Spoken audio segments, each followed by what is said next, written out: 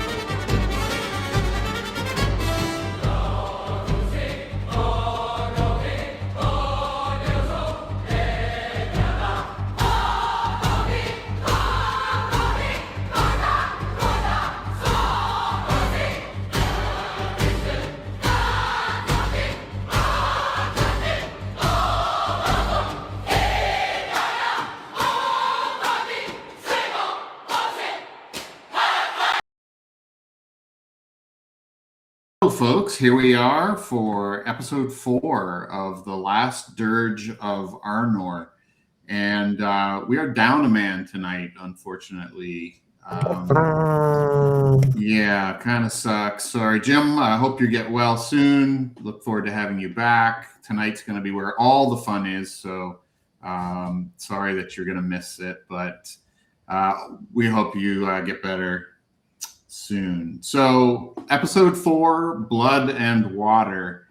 We will pick up where we left off last week, where the gang met 2 very strange children who were hiding from the mercenary group, which seems to be reporting to the same regional lord with which the group are actually working for. So we'll figure out how all that works out in a minute. But before that, let's do some real quick roundtable introductions.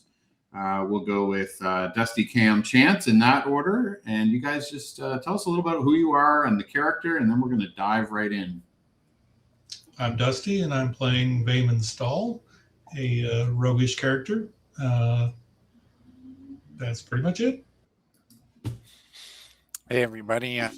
I'm Cam. I'm playing Harberry Shingle, and I'm a halfling from the West March, the newest addition to the Shire, and I'm an explorer. I like leaving the Shire and looking around, and unfortunately that brings me into a lot of trouble, which my good friend Kevin has bailed me out of in the past. And speaking of Kevram, ladies and gentlemen, I am Chance. I am playing Kevram Blinkinsop, and, well, you know, Kevram, for him, it all started one morning many moons ago when his mommy and his daddy decided to get busy down in a cave tunnel in the Glittering Caverns. In the next room over from, it doesn't matter. Anyways, he's a grumpy, surly son of a bitch. He's a dwarven combat engineer, but he has a soft spot for the little ones. And that is how he keeps finding himself hanging out with the little ones and these poor little half-orc baby boys and girls. We'll And see when we how say that little goes. ones, when we say little ones, just so we're clear, we mean adult halflings and anyone the age of majority, right? Well, yeah, so he has a soft spot in his heart for actual like halflings and just small people, and he has a soft spot in his heart for like, hey, don't you be like bashing on the downtrodden and the children and stuff. Like, you can be all assholery that you want to other assholes, but if you're an asshole to people that are too weak to protect themselves, he's going to protect the weak. Amen. All right, folks. So the crew finished the last session at an old elven watchtower named Dol Ninden. And the tower is right in the heart of the Minhiriath region, which is between the Branduin and the Gwathlo rivers in Eriador. And that's where we're going to pick things up. I'm going to switch us over to the map here, and we're going to turn the camera right back on the gang. Oops, wrong map. Sorry about that. I think it's maybe this one. There we go. So this young orc-ish, or orc blood, as we'll call them, teen named Tarn and his sister Ira. We'll just we'll just pop their images up here again for everybody. And over to you folks. How are you going to handle these two young teens who seem to be hiding from presumably the Silver Spears? Have you done anything to the Silver Spears to make them specifically put out a warrant on you? Or are they just being uppity? Well, Master Dwarf, we've managed to hide from them several times as their patrols have been in the region, but I'm sure you recognize our blood, and that seems to be what set them off this time. Do you have feelings of, I don't know, randomly eating me and my friends or murdering us in the night? No, Master Dwarf. No, we're just trying to live in peace, us and our family. Oh, then you're good in my book. Your family? There's more of you. As I start looking around, how many brothers and sisters have you got hiding in here? There's not that many hiding places. No, it's just my sister and I who escaped from our home to the south. Oh. How far Our south? parents sent us on our way when the raiders arrived. Oh, what raiders? Well, the horsemen. The horsemen with the silver spears. Oh, those are your raiders, aye. Well, you've nothing to fear from us. Raiders imply they're taking things. Are they taking things from you? Your village or wherever you lived? Were they taking food or just taking people away? Well, maybe I misspoke. They're mercenaries, soldiers, raiders. No, they were not stealing from us. They were simply routing us from our home. So more like raiders from the land of Oakland. Raiders from the land near the river. Well, you little ones, I tell you what. If you stay around us for the night, we'll give you food, fire, and comfort, protection, warmth. And I'll even offer you. And I'm going to look over very pointed. Actually, they're not with us. Slash and I've been writing people's names down. Herluin are not in here with us. It's just the four of us, right? They are in the wagon back on the road, which is just slightly down the hill. It was the four of us making certain it was safe. All right. We've got a crew of people, some guards, including some Gondorians. We are actually on quest right now for Lord Darren Orendil, who is the master of these lands and the one paying for the Silver Spears. So that you know, though, we do not work for or with the Silver Spears. I've got suspicions of them, actually. And I assure you of your safety for while you are in our company and presence. Well, that is very kind of you, Master Dwarf.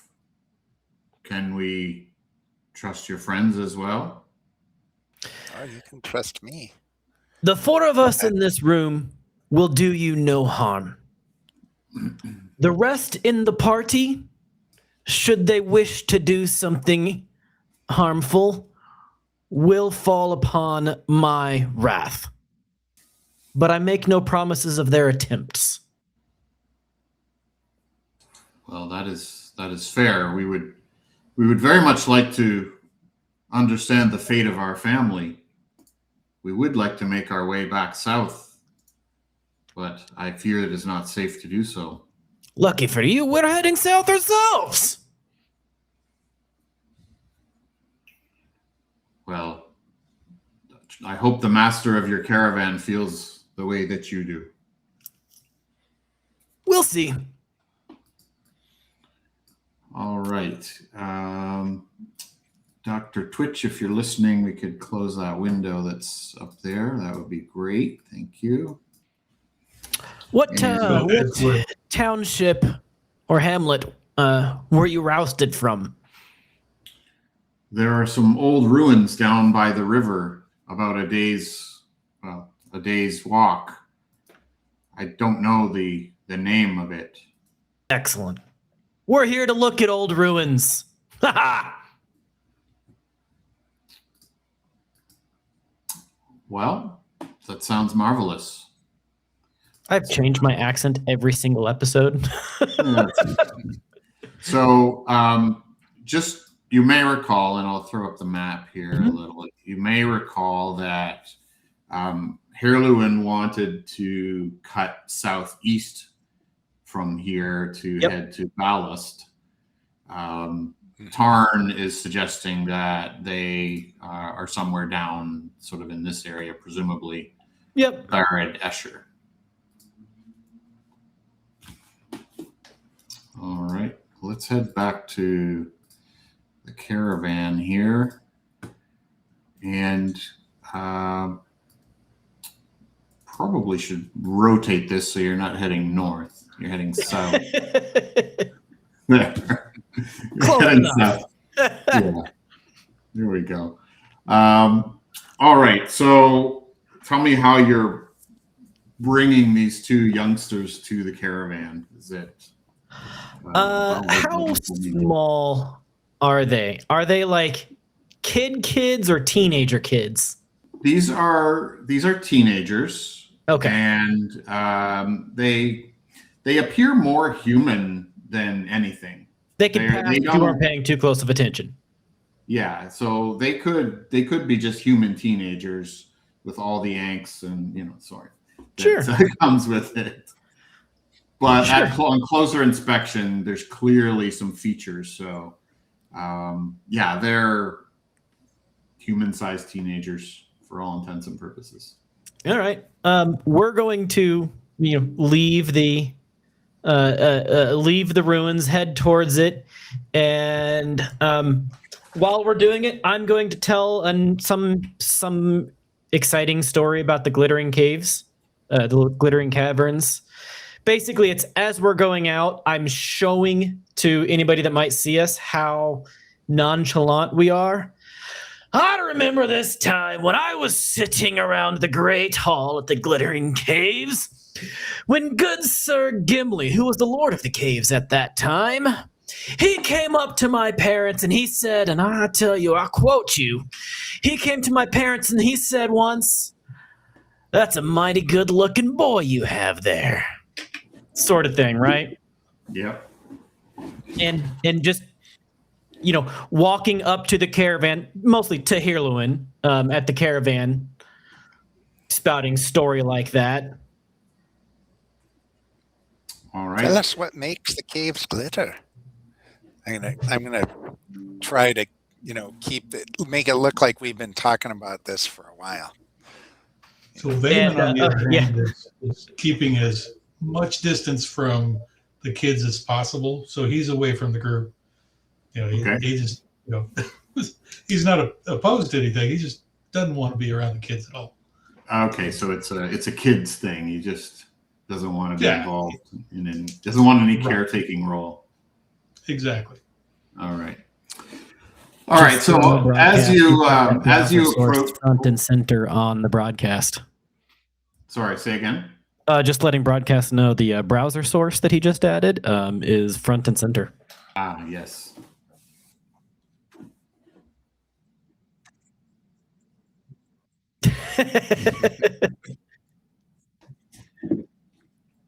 I was gonna. We are Indiana building this Ninja, airplane yes. as we're flying it, people. Yeah. Hey, All right. we actually have producers and moderators here. We are awesome. We Yeah. have a broadcast. That puts us head and shoulders right there. We literally have user accounts named Broadcast. All right. So as you walk in a somewhat dispersed group up to the wagon, Hirluin and Sador are kind of checking the wagons. The rest of the caravanners are feeding the horses and waiting and so on. And as you approach, Hirluin will turn and at first glance says, "Oh, we've picked up some strays, have we?" Well, yeah, they report there's some conflict south back there's some conflict down at some ruins actually that I think you might find interesting. About a day south of here or so. They said they could guide us to do some extra surveys. Well, we were making for Balost. It's Tell only me- half tell a me day about- out, day out of our way. Tell me about these ruins, young man. And he asks the boy, who seems a little bit shy. He's kind of hiding a little bit behind you, Kevram.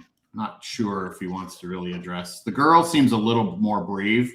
She's not kind of hiding. The boy seems a little bit shy. Hey, Tarn, did you say that those ruins were a large complex? Several buildings. Was it a castle? Maybe some sort of tower? It's some sort of old castle, yes, in the swamp. Well, there we go. And if anybody that builds a castle in a swamp, the first one's going to sink into the swamp, and the second one's going to sink into a swamp, and the third one's going to burn down, fall over, and then sink into a swamp. But any tower that stays up, is going to be the strongest tower in the swamp. That's Yes. worth surveying. And I believe this is that fourth tower, yes. We've Well, lost Har. No, Say I again? have lost Har. Har is still on the stream, but he's not on my screen. That's weird. I will refresh my screen. I see I Har. think I'm still It's got to be on my side. Yeah. It's you're good. video. You're good, Har. I see you and Yeah, hear you. it was just me. Video being weird, as it does. We're It good. does that. It drops people once in a while just for certain people. Yep. It's weird.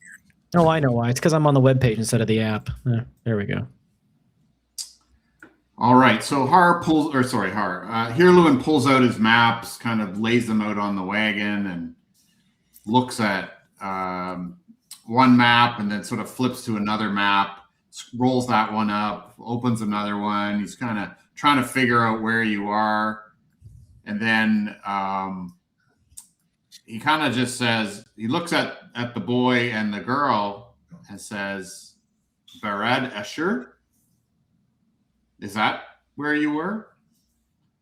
And you folks recall when you met the twins, Barad Esher is where the haunted location, where the lights were being seen at night.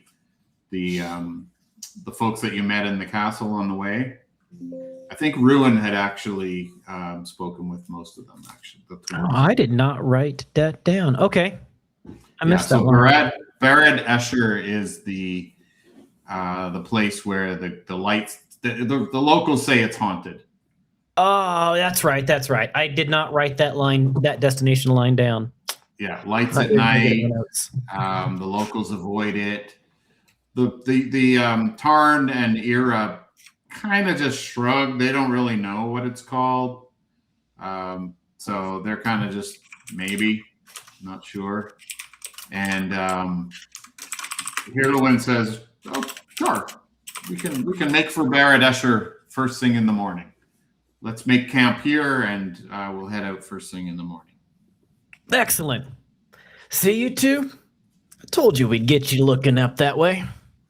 All right, so I'm just going to do a quick roll here for Hirlwin, just to see Hirlwin and Sador. I'm going to just do one roll in general, just to see what kind of. Oh boy! All right.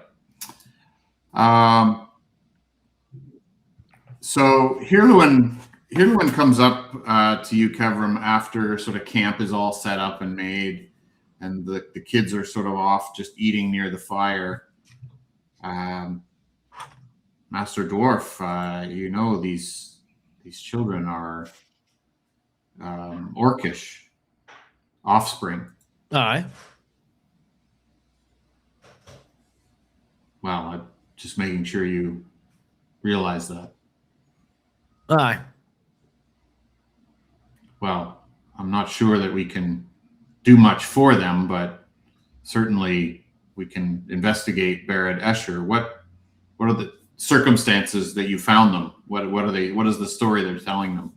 And we don't need to get into the details unless you want to. We don't have to. No, and he will tell her, since we are a little bit separated and we don't have the rest of the caravan guards. He's not going to hide. He's not going to lie or deceive Hirlwin at all. Just we found them. We found them in the ruins. They had been fleeing the Silver Spears.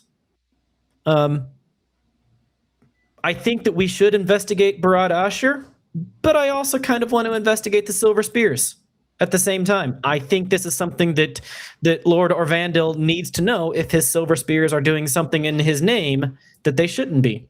So it's a win-win for us, and it's a win for them too to get to find out if their family is still alive. Mm-hmm. Well, the mandate from the king and the rangers is clear, but also a little muddled at the same time, given what we call the legacy of Saruman. As you may have heard or know, Saruman conducted some very unspeakable experiments around the time of the Ring. And this legacy is a much greater threat, many believe, than what he undertook even at that time. This legacy of orc blood mixed with human is not the most acceptable arrangement to many. I myself am not particularly fond of it, but being a little more magnanimous and understanding that these folks are the offspring of our own people at this point, we need to have a little bit more acceptance. But there are those who are far less accepting. I should warn you. I'm going to roll. So Saruman's experimentation, while me, as somebody who's read deeply into the trilogy and the Silmarillion and been in the Tolkien Society, I know a lot of the story there and like the even the kind of background stuff that isn't listed. I don't know that Kevram would. So I'm going to roll an intellect roll with a challenge rating of, I think, 4. Yeah, sure. I think, sure, we'll go with 4. You mentioned Gimli, and you did spend time with Gimli, so I had kind of assumed that some of that lore, and you are old enough that at least you were part of that group that survived it. So I would kind of assume that you would know a little bit about it. But sure, you go ahead and. So Kevram was born 30 years after the War of the Ring. Mm-hmm. But yes, he did spend a lot of time in the Glittering Caves, but he was young for a dwarf for most of the time that he was around Gimli. And so a lot of that is just, old stories. Yep. Which is why I think there's a likelihood that he would have heard of it, So success Difficulty 16 on I rolled a difficulty 15. All right. So he does remember some of the stories that Gimli and the old survivors told of Isengard and Saruman's experiments. So it was much more than just Uruk-hai, right? Saruman there were half orcs or orc men and men orcs. That's kind of there was a difference. And just sort of, the meta hat a little bit when Frodo and the gang were in Bree, there was a spy there who was believed to be a man orc. Yep. Who was one of Saruman's experiments and very difficult to even recognize as orcish. So that is the legacy of Saruman, is that the breeding with humans, the breeding with man and orcs has essentially created many, many generations of orc blood now mixed with the men of Westerness. And one of Kevram's big motivations is resecuring Moria, resecuring Khazad-dûm, which has not been fully secured yet. It won't be for another 20 years before it actually gets resecured by Durin the Seventh. So he definitely, like most dwarves, really has a grudging against the orcs. And I just lost. Okay, there he is back. Really does have a grudging against the orcs. But his primary response here to Hirluin is part orc means part man. I understand. And you are all aware that, and maybe Vayman and Cam, Vayman and Har have probably not seen any. Kevram probably has seen actual orcs. They still exist in a pure sense. So there are pure strains of orcs that still exist in small pockets in Middle-earth. They're just not a unified army anymore. There's still millions of them, seemingly. Yes, there are especially still in the dark places. All right, sorry, I just realized I wasn't on the map of Eriador. So we'll just do that quickly here for everybody, just to get their bearings. All right, so camp is set. The kids are happy to be fed, get a few side stares from a couple of the caravanners. Kevram sees any of that. He gives if anybody gives them any guff at all, Kevram has a dead stare for anyone that gives them guff. All right. Do you want to confront them? They're not going to say, they're not saying anything to the kids. They're just kind of, eyeballing them a little. They're maybe a little uneasy. If somebody does something, Kevram will confront. But if somebody is just like passive about it, Kevram is dead stare. But if they're like mean, Kevram will stop it. Okay. No, they're not mean. They're kind of either staring clear, giving them, the sideways eye, or just, they're not all ignoring them. Some of them are, treating them friendly and normal. So everyone seems to have a wide range of feelings towards this. I had what's the name of them? Just 1 second. There's a name that I came up with here. Let me find it quickly.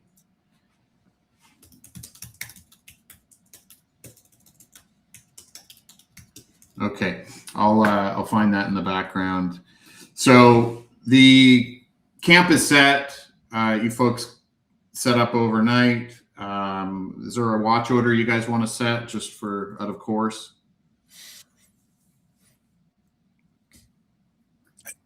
The only thing I would suggest is one of us be awake at the same time, or at different times, so that we can always cover the kids in case there's any shenanigans.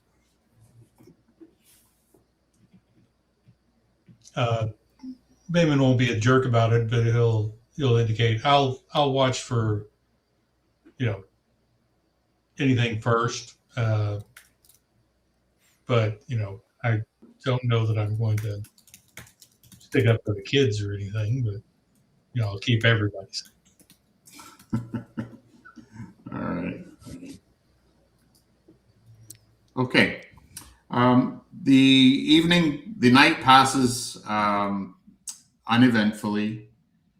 You all awake in the morning, pack the caravan up, and make your way towards Barad Esher. Is there anything in particular you want to do along the way? Any special approach? How do you want to? Other than making certain from the kids that this is the direction that we're supposed to be going, unless something in particular happens, the silver spears show up and they're like, "Ah!" Then Kevram is just being like, "Okay, well, when we get to Barad Esher, let me know." Until then, I'm going to be fiddling with a couple of sticks that I'm making, a nice booster seat. Okay. All right. So. Hirluin, at nature. sorry, Cam, you're cutting out quite a bit there. Oh, I was saying that I want to kind of look at what's going on with the animal life. Like the last time I noticed that there weren't the birds were all still gone. Is there a reduction in other animal life? So it's good that you noticed, because you're starting to see a few birds actually flitting around here and there. So there hasn't been sort of this mass movement of birds heading back north, but where it was somewhat quiet before, you are starting to see a little more activity. And there are a few animals flitting about. You'll see a rabbit once in a while. And some smaller animals. So yeah, nature seems to be kind of normal right now. Okay, so it's more closer to that other village where all the commotion was going on. Okay.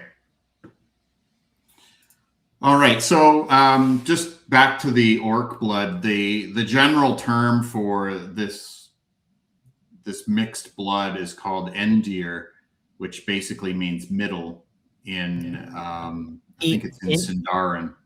Endir? E-N-D-Y-R? E-N-D-I-R. Endir. E-N-D-I-R. Basically means middle in Sindarin. I think it was Sindarin. Is that a lore thing or is that a you thing? That's a me thing.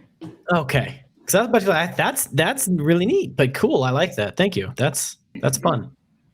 I love languages are fun. Yeah. So the approach to Barad Esher, we'll go back to the caravan for now. So it's a mostly uneventful day, still lovely summer.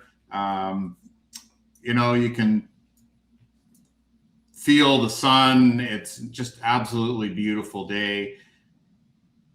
The wind blowing gently as you move up and down and around the hills through the different areas, getting the wagon unstuck once in a while from, some slightly flooded areas. But overall, very quiet. You don't pass anyone on the road during this time. Vayman, you're on your horse. Are you going to stay on the horse? You're going to lead? You're going to go off and explore? Any plans? I'll kind of be off, to the west, riding kind of parallel with the caravan. Okay. Just kind of a wide scout type of thing. Okay. And we'll say Ruin is doing the same on the southeastern side, just kind of checking what's going on off to the eastern side. Okay. All right. So it's late afternoon.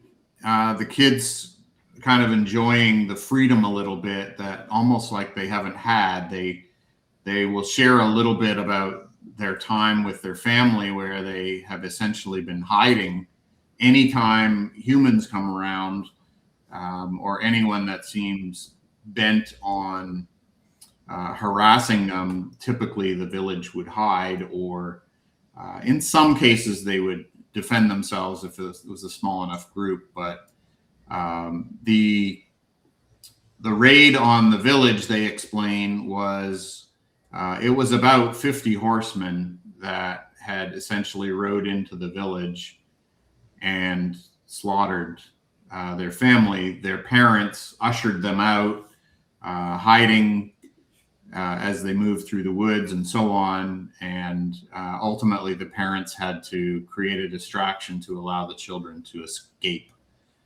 And they do not know the fate of their family. So Barad Esher is a somewhat large castle facility. You can kind of see it. You come up over the hill and you can kind of see it. It's kind of strange that in a strange position beside the river in this sort of swampy area. It doesn't seem like the most logical place for a defensive position to be built. Maybe the lands have changed since it was originally created, but it is about 1,000+ year old facility, and very much in this sort of wet, swampy area next to the river. You can kind of see from the top of the hill down as it sort of slopes down to the river. How are you planning to approach?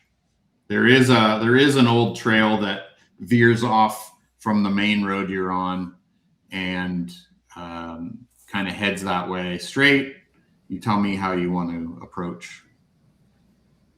As we get closer, Vayman is going to ride closer and closer to the caravan, so that once we hit our final approach, he's going to be back with the caravan. He doesn't want to be off by himself and be mistaken for a silver spear or something by the orc kin. Okay. Kevram, Har, are you guys doing anything in particular? Just letting the scout guide us. Okay. I guess Vayman would say to the kids, "Why don't you lead the way so they know that we're friendly?" I think the kids shouldn't lead the way because they were ran out of town. So unless the town's going to suddenly be hostile to us, I think they stay kind of under, not super visible to start with.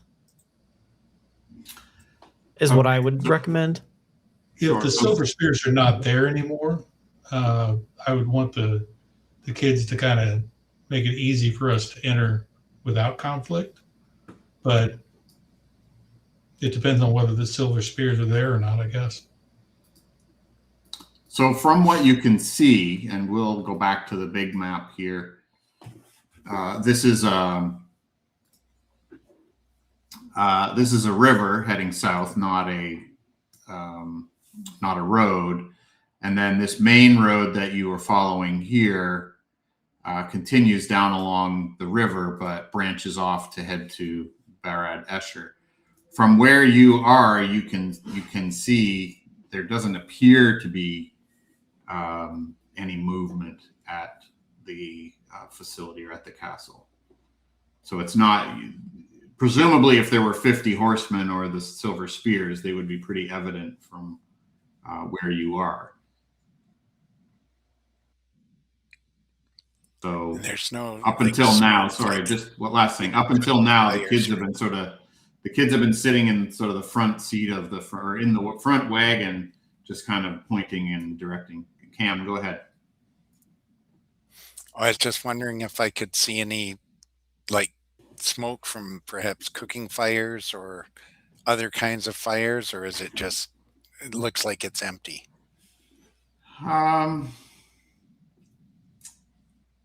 There does not appear to be any smoke. I'm not going to make you roll for that. There does not appear to be any smoke whatsoever. It seems quiet.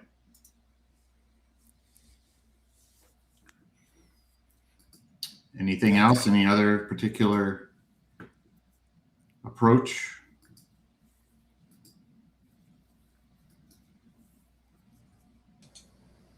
If it doesn't seem that there's any of the Orkkin around either, if it just seems completely empty, then Bayman agrees that the kid should be on the wagon, maybe the first wagon, but on one of the wagons. All right. Okay, so the caravan heads down the hill, veers off onto this side road that heads towards the edge of the river.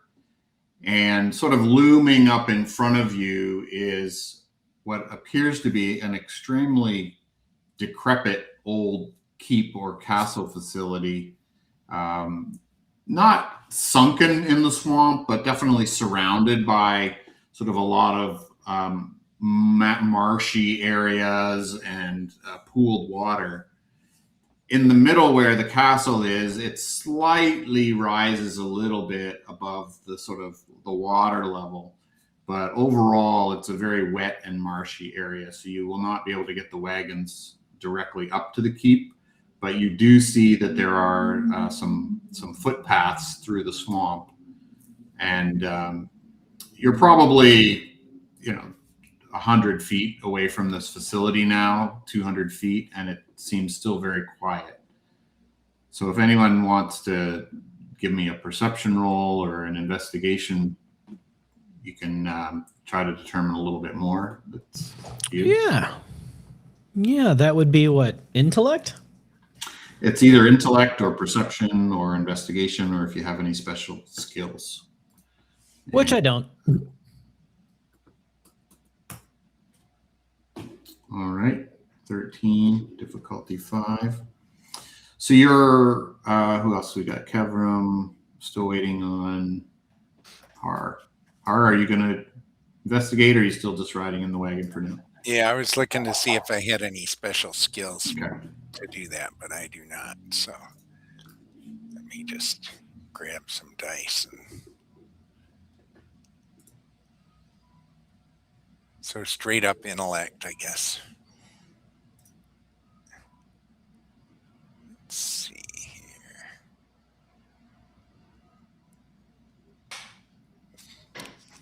There we go.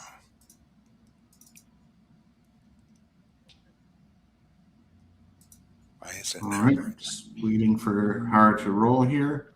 I'm not getting a roll. All right, maybe I don't know. Maybe you've got to log into Roll20 again. Or I just don't know. refresh. I have my character sheets out. Let's see. Okay. Oh, I see. There's a pop-up window down Oh there. yeah, yeah. below Roll20 that. does that with. It does pop the rolling interface behind character sheets. All right. So let's see. I'm not going to spend effort. What was the difficulty? Whew. Okay. All right. You got a nat 20, so. Yeah. So you are all approaching from sort of the northeast, and the castle complex is sort of spread out in front of you. I'm gonna just bring the map up here. So the castle complex spread out in front of you. So again, you're sort of going to be in the top northeast corner here. Har, as you all sort of dismount from the wagon and kind of get a look, maybe it's smell, Har. Maybe you smell something. You smell some sort of rotting flesh. Maybe you get a very poignant scent on the wind that there's something not good Do you here. smell Maybe that? in some of your experiences before, you've come across maybe a rotting corpse of some kind, and you can definitely smell some bodies. Okay. For the rest Do you of smell you, that? I smell something. yeah, for the rest of you, it mostly looks quiet and calm. There's a little bit of disheveledness, meaning there's some hoof prints in the ground, and you can clearly see where a large force of riders had come through. But Har, you've definitely picked up the scent of something unpleasant. You can all, if you want, you can all sort of drop yourselves right on the map, right here in the corner as you approach.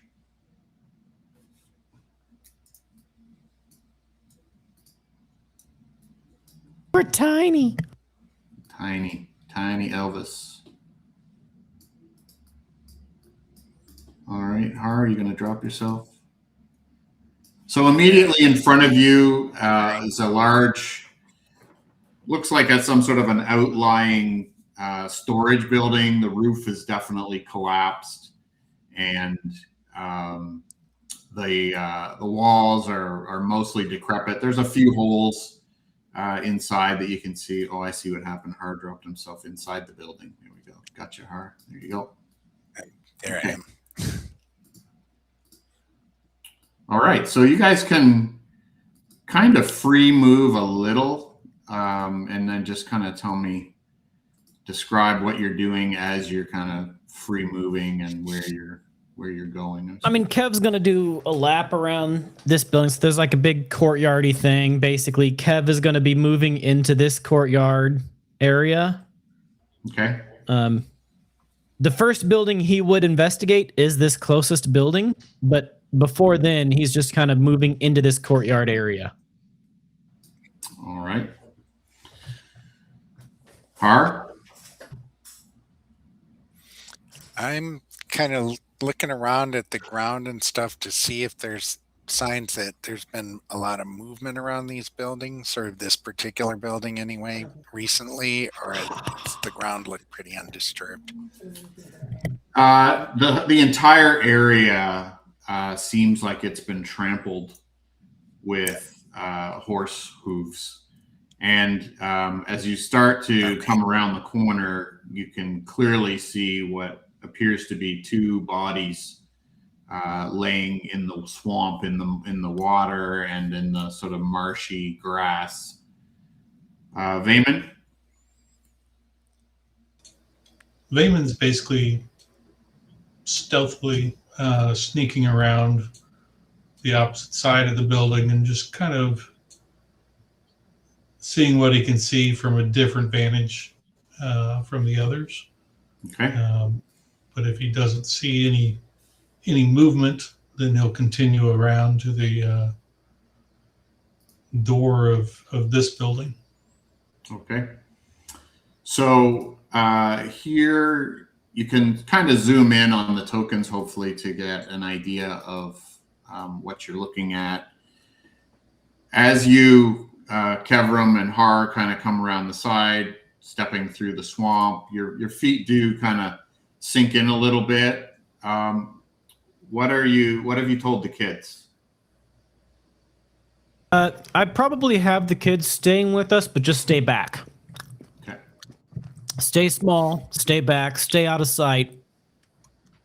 But I didn't tell them to stay with the caravan. I said, come with us, but just stay small and out of sight. Okay. All right. So they're going to stick back here. Stick to the walls. Yeah, two of the, where are they? Sorry, I just want to grab, here we go. Two of the caravan guards have come along as well to help investigate. If I had a say in the fact, I would have said the caravan guards should not come with us. But if they're coming regardless, okay.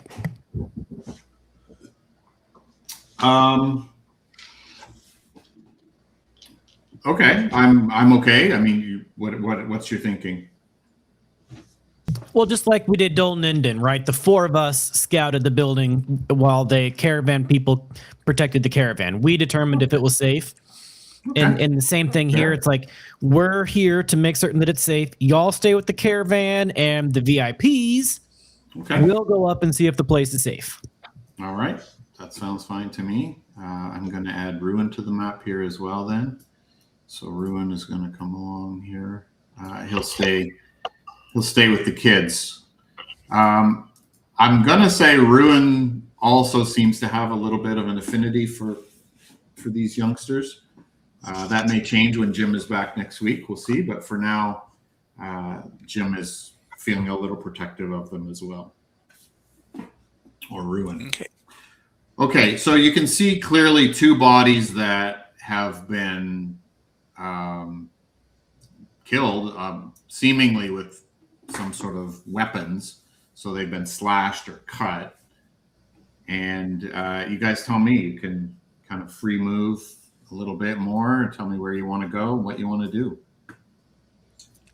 Maybe we'll move up just a little bit to be an earshot of Kevram and Har and say, maybe we should send the kids back to the wagons for now.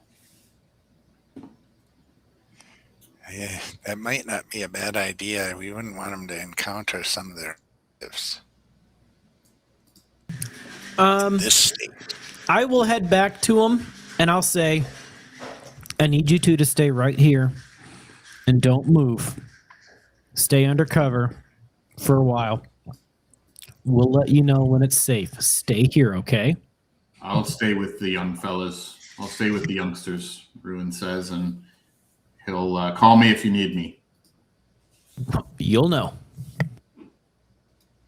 All right, so Vayman, as you kind of round the corner, you see a third body in this, what appears to be an old temple of some kind or an old mausoleum that there's another body in there.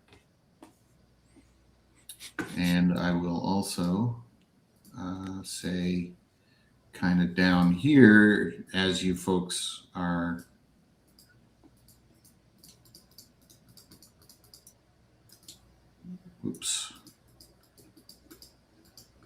very quickly getting the idea that there seems to have been some sort of massacre here. I know I'm not a fighter, Captain, but can you tell if these people were killed, stabbed in the back, things like that, or did they look like they were fighting? Can you tell? I think that is a good question. Were they resisting, or were they? And there's a couple tiers of resisting too. Like, were they in active resistance? Were they, like protecting my wife resistance, right? Or were they just straight up slaughtered? All right. So who wants to do that investigation instead of 3 rolls? We'll just kind of rely on 1 for now. Who's best at it? I have a 12 or 14. I'm not. I guess I don't have any particular bonuses or assets to it. I'm skilled in investigation. 13. All right. Let her rip, Vayman. This is going to be all right. No problem. They've been stabbed and slashed. It's kind of hard to tell whether they have defended themselves or were sort of in an offensive scenario, but there are definitely weapons in some of their hands or around the bodies, but the best you can tell is you haven't run into any bodies of the attackers yet. Let's put it that way. I mean, theoretically, the mercenaries would have taken their dead with them. Theoretically, yeah. Fair enough. All right. Well, we can do another investigation once you've moved in a little bit further. Do you think it's a little odd or disturbing that they just left these people to rot in the sun? They should have burned the I would bodies. have thought they'd at least. So the smell is quite offensive, and it has been a couple days. They should have burned the bodies. Yeah, it just seems. It doesn't seem very sanitary, to say the least. But it's not like they just left them to rot. bothers me. Even if these silver spears are faithfully achieving the duties that they as they see fit, they're just not very professional. I'm disappointed in the quality, but I'm Quality of still work. the jury is out on their faithfulness, but I'm just disappointed in the quality. All right. You guys can free move again. We're just move in, 5, 6, 10 This spaces. building Vayman went into, I'm going into it with Vayman and investigating. Okay. And I So- think I'll wander off to this building because I am known to get myself in trouble. So, All right, no problem. So, as expected, another corpse in that room, slashed and stabbed. And in this this tomb or this mausoleum, the lid of this tomb is slightly ajar, and essentially the tomb is completely empty, Vayman, where you're standing. So there's nothing in there. This facility is 1,000 years old, and it's been picked over probably 100 times in that time period. All right. He will make his way out and kind of see what Har is up to, and then continue to. What was this building? Like it was a crypt, Yeah, it's some sort of a crypt or mausoleum type thing. and it's just the one dead orc in here. Just one in there, yes. I guess I haven't clarified this out. Are these orcs or are these half orcs? These are men orcs. Okay. So some of them, it's very hard to tell, similar to the children. Some of them have more pronounced orcish features. None of them are orcs. They are all men orcs so far.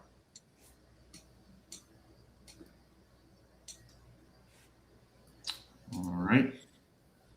right, it looks like there's just two in this area I'm in. One looked that maybe it's just me being oddly observant, but the one person looks a little more regal, or at least his chit does, his icon does. His Which or her. one? The one just sort of below me. Does he? Where? He just there looks you are. more like, to me, he looks more like, hey, this guy might have had like I he think was. that's a woman. I think that's a female, actually, but that's okay. Not that there's anything wrong with that. And I mean, it just the face and stuff looks a little more like upper class. maybe it's a leader of some kind. Maybe it's maybe there's more human traits than orc traits than some of the leaders. I'm going to look at. I'm going to actually investigate this one. Like, see if there's anything identifiable on the body, some sort of token or badge. All right, give it a go.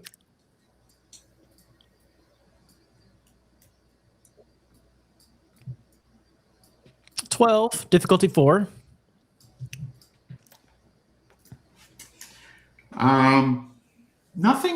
Nothing denotes this individual as any different than the others. Okay.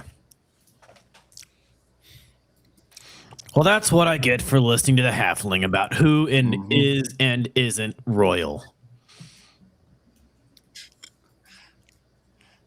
And I will keep following the halfling. All right. Looks like this. I don't see blood in here. Oh, sorry, I moved the blood by accident. There's the blood. For the most part, Kevrim is just kind of staying somewhere in between Vayman and Harlan. Mm-hmm. I'm gonna. Those two are the scouts. They're the ones that are better at scouting. This is not Kevrim, so he's just mostly just staying between them.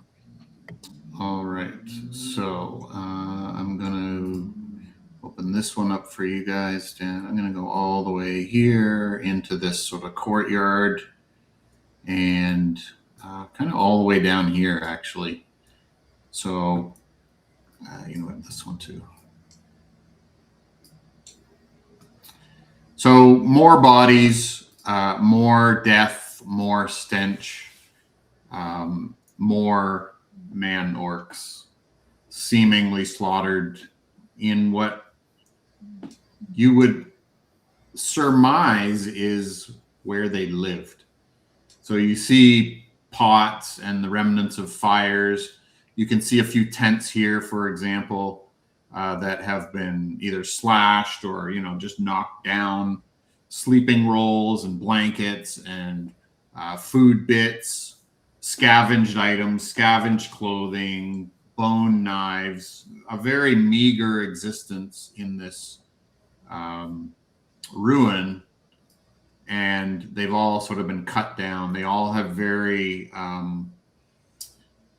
very simple clothing, but, you know, maintained. They're not wearing rags, but definitely One cut down in their home. So if you guys, Vayman, if you want to do another investigation, you can now. and Kev also wants to do another investigation because his eyes are narrowing. He's starting to get a little angry about the protection of the wee folk, right?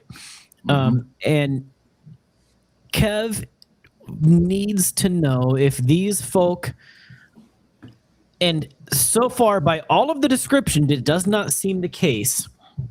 But Kev needs to know if these are, if these appear to be people that were just harvesting to get by or people that were banditrying to get by. Because if they appear to be bandits in some sort of bandit camp, then he is not angry about the travesty that had here. But if it just looks like these are people that were not being bandits, not being bad guys, Kev is going to be starting to build some dwarf grudge here. Okay. So if that is a feasible check for Kev here. Yep. So you go ahead, Kevram. Vayman, still not seeing anything. And I'm spending effort. Massively determinatory. I don't know if that's a word. What you are seeing is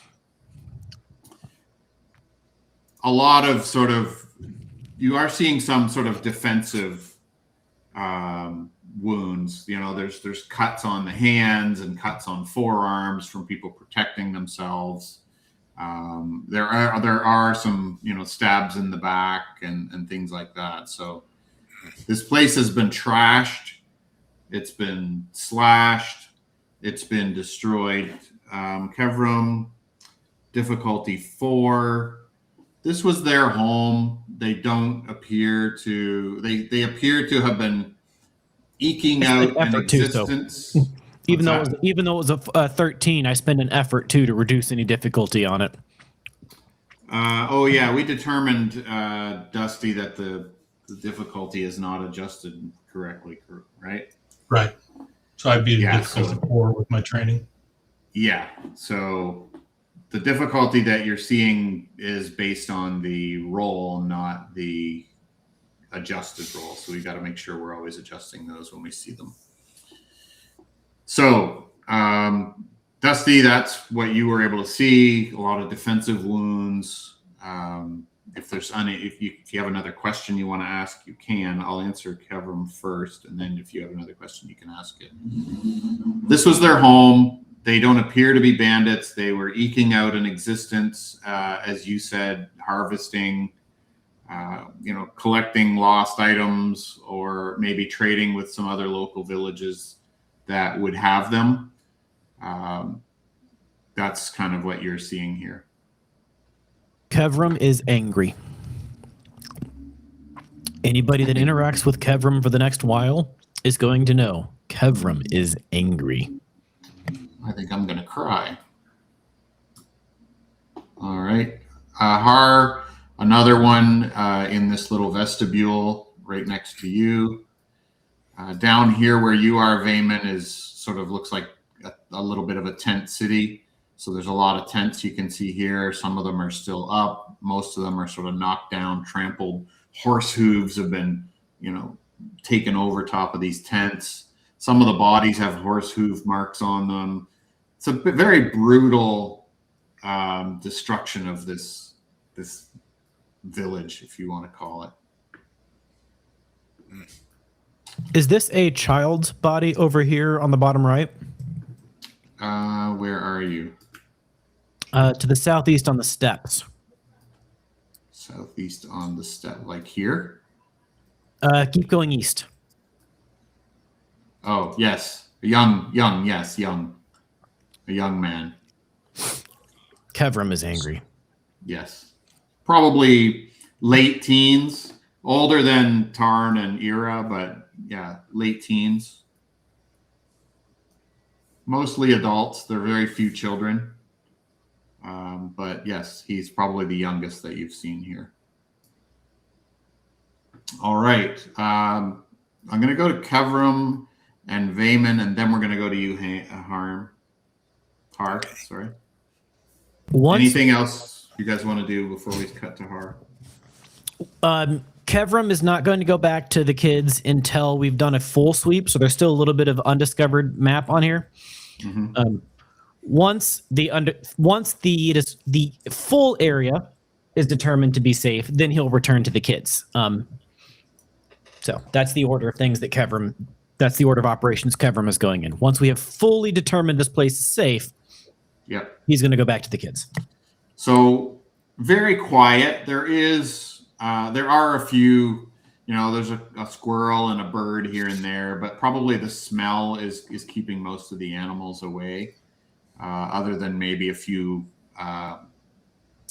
carrion that are, some crows or something that have landed to try to peck at a few of the bodies. But overall, very quiet and quite morbid. Vayman? Vayman is, looking for any hiding spot since we found the children hiding. He's essentially looking, in the tents, just peeking, make sure there's not somebody hiding anywhere. Okay. No one hiding. All right. So,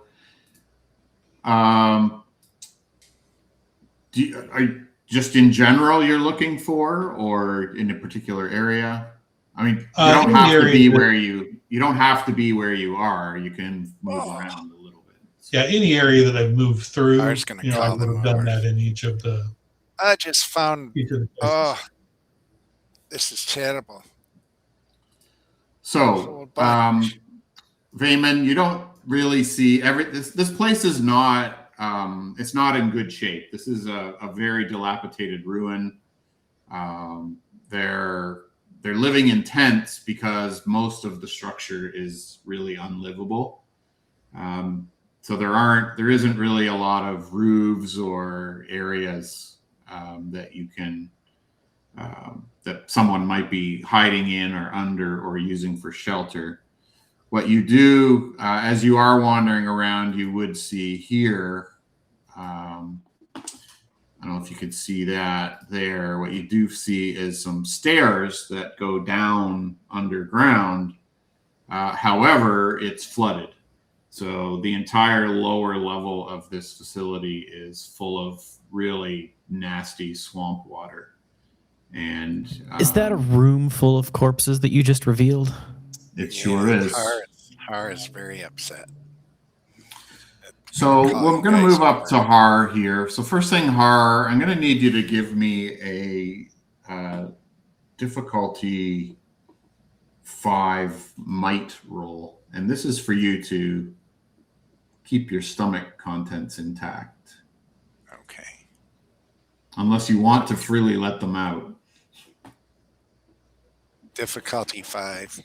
Yeah. I'm gonna. So not only is the smell, and sorry, I've got a little bit of duplicate folks here, but not only is the smell atrocious here, but okay, so yeah, this is different. There's something different here in this room.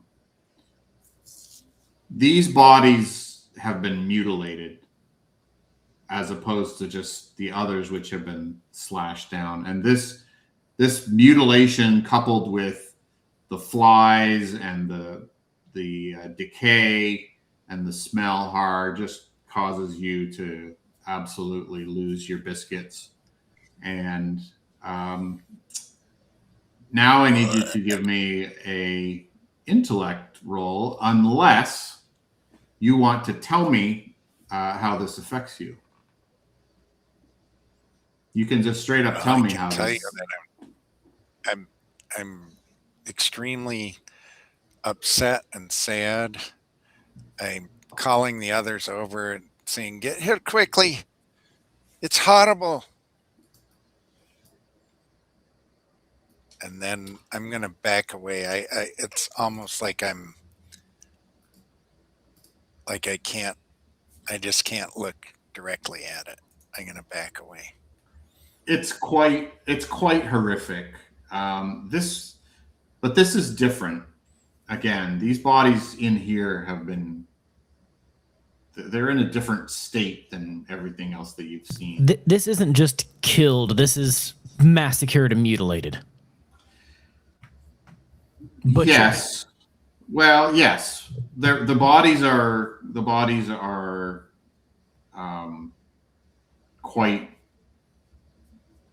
mutilated in a different way than what you've seen. They're literally parts of bodies kind of strewn around, whereas the rest of the bodies you've seen were killed. These ones seem to have been almost torn apart. Kevram is going to do something he doesn't want to do. For these body parts that have been stacked and racked and butchered and mutilated, Kevram is going to give these silver spears one last benefit of the doubt. They fought and killed people they felt are bad. I'm going to be mad about this. But butchering is different. And it is, as you said, different than what the rest of the environment has had as well. There is something not matching a pattern here. So Kevram is trying to figure out what is not matching the pattern here. Is these bodies... So there's a couple of questions that Kevram is going to try to answer. Like, did they die at the same time? Were they mutilated at roughly the same time that they died? Was it a creature of the dark? Was it does this seem to be anything other than these silver spears? Basically, I am trying to prove that this was other than the people that killed the rest of the village. Mm-hmm. That is Kevram's goal, because if Kevram believes this is the people that killed the rest of the village, it's not going to be anger. It's going to be retribution. Yep. All right. So give me a difficulty 4, intellect or investigation and perception. Vayman, you're there too. You tell me what are you doing in here? And once again, I am using 1 point of intellect. 1 level of effort. Or a level of effort, sorry. Yeah. Which is 3 intellect. Correct. Vayman, along the same lines of investigation. Why do I even bother? Ah! Oh, wow. You succeeded. Oh, no, I matched it. Oh, because I used the effort, I matched it. Oh, man, it's a confusing display thing on the chat here on how it rolls. Yeah, it's not great. All right. Level 4. Yeah, so you should give me a might roll, Vayman, just to see how you can stomach this. Kevram, you've succeeded. I'm not going to require a might roll until you sort of fail at this, but What you are able to determine, Kevram, is these bodies appear to have been dragged here. But the question is, were they dragged here and mutilated at the same time as the rest of the fight? Yeah, we'll get to that. So what you kind of determine or figure out is there are some blood streaks sort of along the ground here where, some of these bodies have been drugged from other positions. And so Vayman, you're clearly losing your biscuits as well on what you're seeing. You can determine yourself how you want to handle that. Is it, you're turning away in disgust? Or are you just kind of gagging a bit, but continuing to, look and investigate? Yeah, he would, his sickness was just a reaction to, that putrid smell, it was a biological reaction. Yeah. He himself is not emotionally influenced, so he would just keep, once that's out of the way, he would keep investigating. Okay. All right. So Kevram, these bodies were moved recently, and they appear to have been, they've had chunks taken out of them by something rather large. Some sort of large animal has moved these bodies into this area to essentially eat parts of them.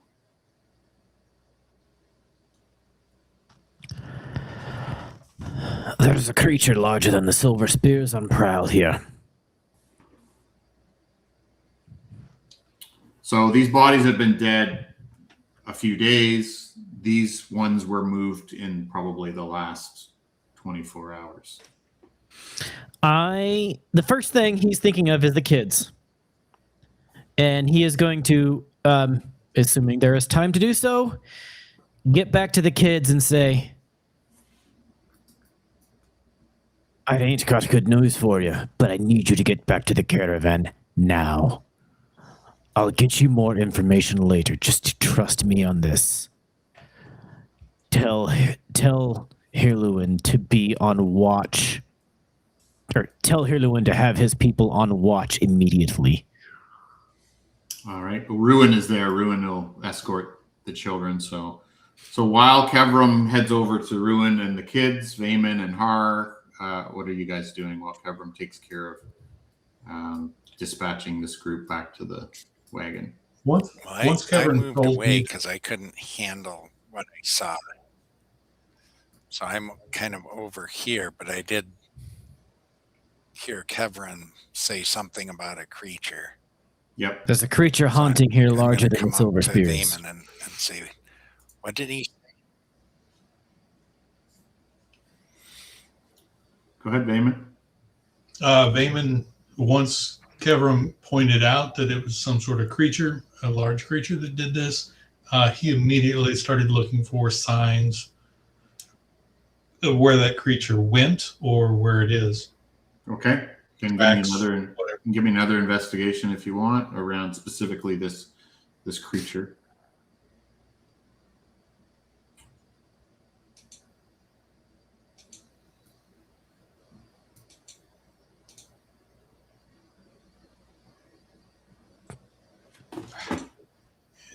Click the wrong thing. Give me just a second. That's all right.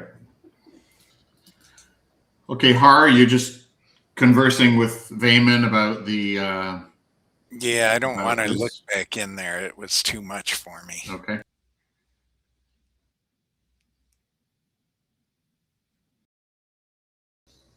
Yep. All right. So some large canine creature, a dog of some kind. You find some very large dog prints. You're not exactly Mr. You're not exactly Nature Boy, but Warg.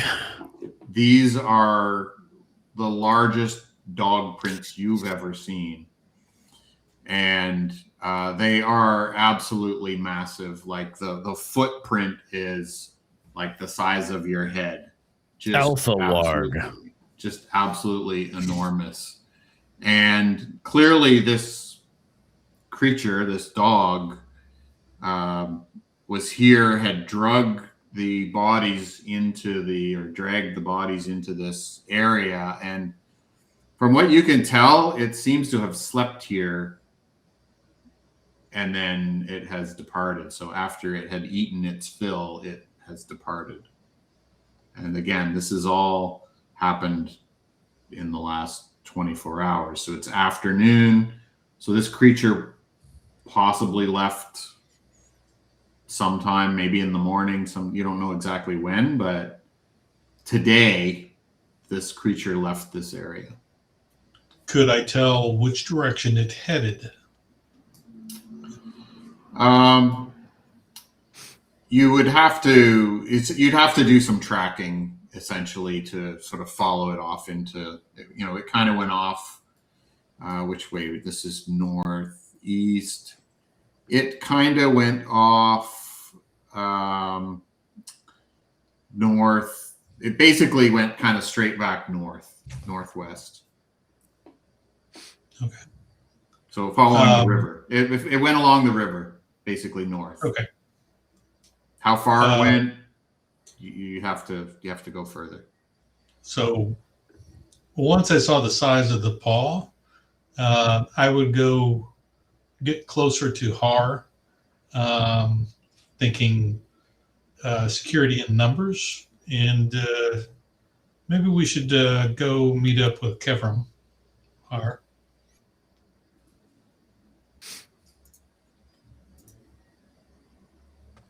All right. So after your investigation, Kevram, you've kind of ushered the kids back to the caravan. What's next? Kevram is angry. Kevram doesn't appreciate what's happened. He's mad at the Silver Spears. But what happened to these bodies is a travesty, but it also shows that this is more intelligent than just a pure beast. Whatever this is needs to be removed from the equation, so to speak. Kevram is building snares, bear traps and snares. Okay. And Kevram will be scattering around as many bear traps and snares as he can build until before dark. Okay. Do we just leave these bodies around, or Damon is going to argue against staying, so he's going to say there's still a large food source, so this creature will possibly come back. This may be it's someplace it's claiming. Yep. I agree. don't get paid to fight large carnivorous creatures. Should we get maybe the caravan guards to bring them all into a pile? And Okay. What say you all? Kevram, you still want to make some traps? Oh yeah. Kevram is determined to kill this beast before it can become a threat to someone else. And so he is building snares and bear traps and making them obvious. They are not being hidden. I don't want people to be like, oh no, my leg just got chopped. Mm-hmm. But for a beast, yeah. And if it's a skin changer like a Bjorning, then, well, we're fucked. Well, the opposite of that, actually, because then it's just like, okay, don't do that. All right, sorry, I ate the bodies. I'm a Bjorning. What do you expect me to do? But if it is a beast that is, a threat to people, Kevram is going to trap and kill. That is this is what he does. He builds things. Right. Well, and also that's so. What's your craft's unique object, Alan? That's actually yeah, I mean it's crafts. I mean that's the description. I think master identifier is your master current. identifier is trained in identifying the function of any kind of device. Yeah, I think that's your level 1 ability for craft's unique objects. So is that what it is? Okay, I believe so. We can look it up after, but that's fine. Crafts. You're an engineer. It shouldn't be too hard to make some traps. So Bateman Okay. would continue to argue, isn't our responsibility first to the caravan? Wouldn't we be putting it at risk staying here as opposed to going away?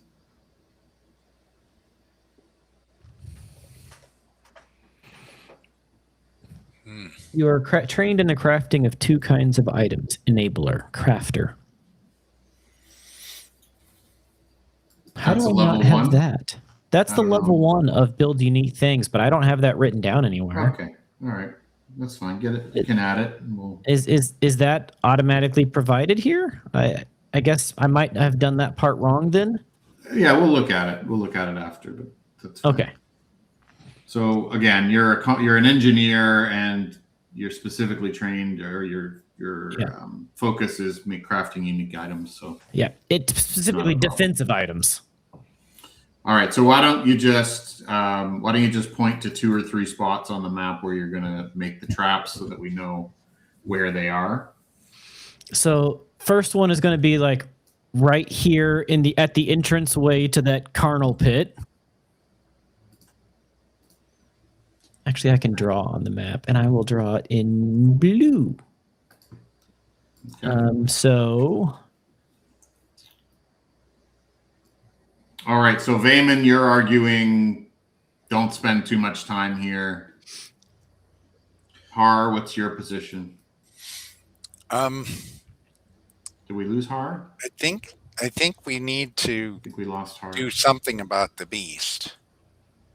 I can hear you I guys. see you talking on. I can hear Har, and I can see. He said we need to do something about the beast. But he might have disappeared for you again.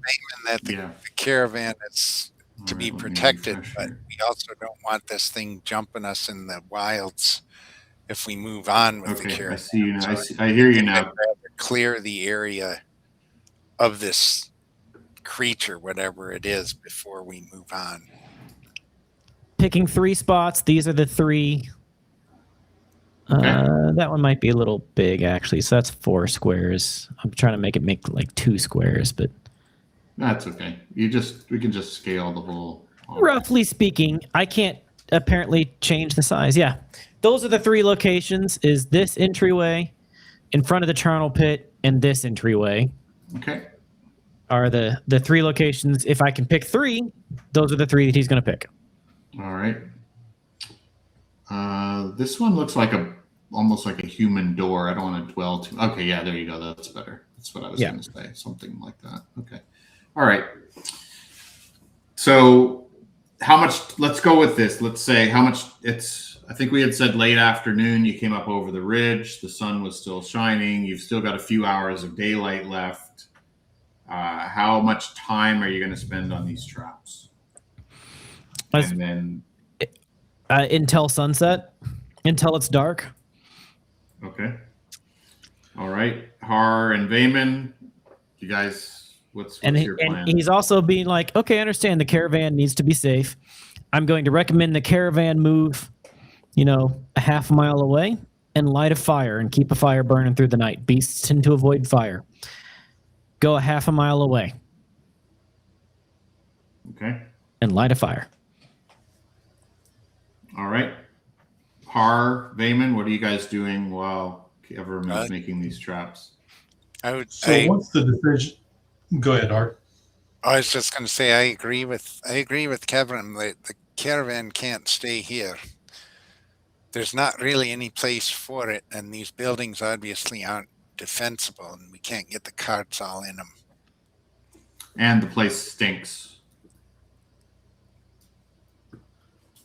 Vayman's going to agree and say, maybe even go farther than a half mile, but go down river, because the creature appeared to have went, when it left, it went upriver. So send the caravan downriver. But once the decision is made to that we're going to stay and try to take care of the creature, Vayman is going to find the most defensible spot, like protected on multiple sides, and then build himself a hide, basically a spot, using his trickery and illusion and skills in hiding to build a hunting blind, essentially. Okay. So the creature went north along the river this way. You guys presumably would send the caravan back along the road, back towards Dol Ninden this way. Is that, Yeah, and out of the swamp, so if they have to make a break for it, they don't get stuck. You tell me. If you want them to go sort of overland down south, that's okay too. But you guys got to just, and it's only a mile, so the scale of the map isn't entirely accurate. You guys tell me, where are you sending the caravan? I mean, Vayman's opinion was, go the opposite direction of the creature, but it can be talked out of it. Yeah, so there isn't really there's a road on the other side, but you kind of don't know that, but it's fine. I mean, you can just follow. You go through a field and send it, a mile or two downriver. That's fine. We won't dwell on it. No problem. All right, we'll go back here. All right, so tell me where you're making your blind. Again, wherever it seems most defensible. So he wants a place where, there's like walls on at a minimum 2 sides. Like, are there any? Like here? This one? Are you looking for height? Yeah, I mean, I want a good hunting spot, and for theoretically all of us, to where we can hide as we wait. Yeah, I think this is a good spot where you could all fit, and the walls are somewhat intact. That might be our fallback position there. I think that's a fallback position. Yeah, we would want. I think somewhere down here, like where these pillars are, this kind of open area. Okay. It's very open, right? These walls are. And if that's the case of the plan for this open area, the trap by the charnel pit is going here instead. Okay. All right. So tell me what's your plan? Are you guys planning to stay here overnight? Yes. Yes. Kev is hunting. Okay. Everyone staying? Yeah, I'm not staying there. But yes, he's staying. I'm going to go down this way. Okay. I think I'm going to So go. Raymond is building a blind. He would suggest, we pile up bodies that haven't been eaten up on in, our trap area, to try to make sure we know where it's coming from and where it's going. All right. So you kind of want, I'll just start moving bodies. You guys tell me if you want. Yeah, that tracks for me. Different. So yeah, this area down there where you're moving those, we will be moving the bodies in that area. Mm-hmm. Something like that. So where Vayman is where he's building his blind, since it's elevated. There's cover from a tree. He's got his cover from trees, but it's elevated so he can fire on this area. So this is where he hopes that the creature ends up. Okay.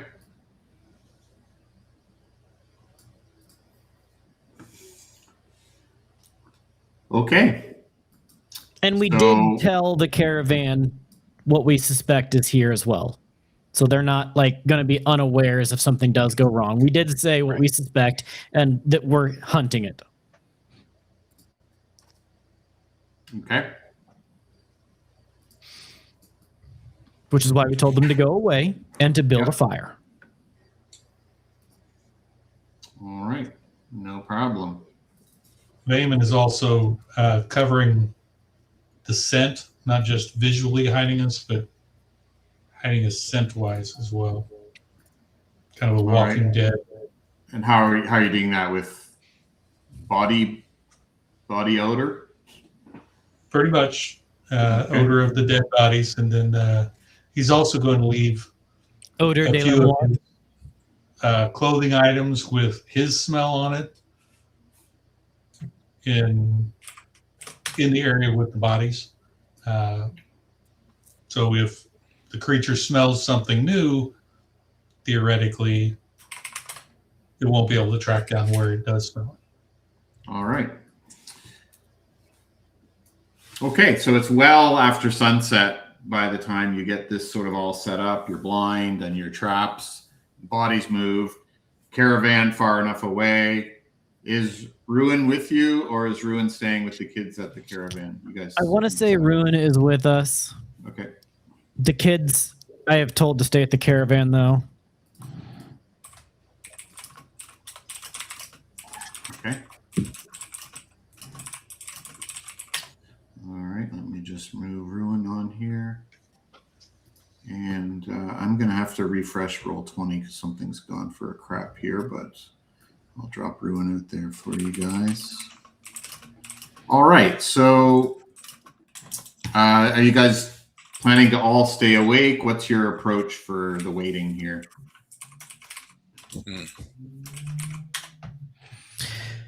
I would say 2 on watch at a time. Yeah. Yeah, that sounds good.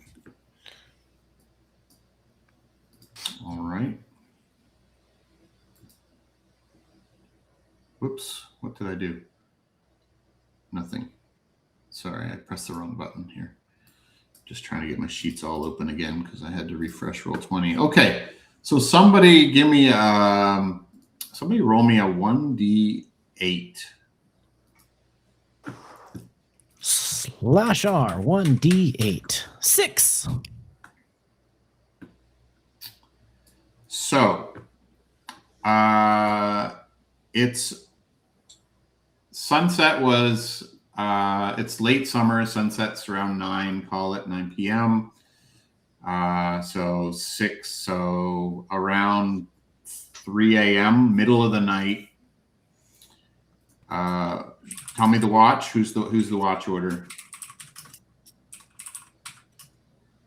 I'm not going to be able to go to sleep right away, so I'll stay. I'll take first watch. So I'm pretty creeped out still. Vayman so- would sleep the first watch. Okay.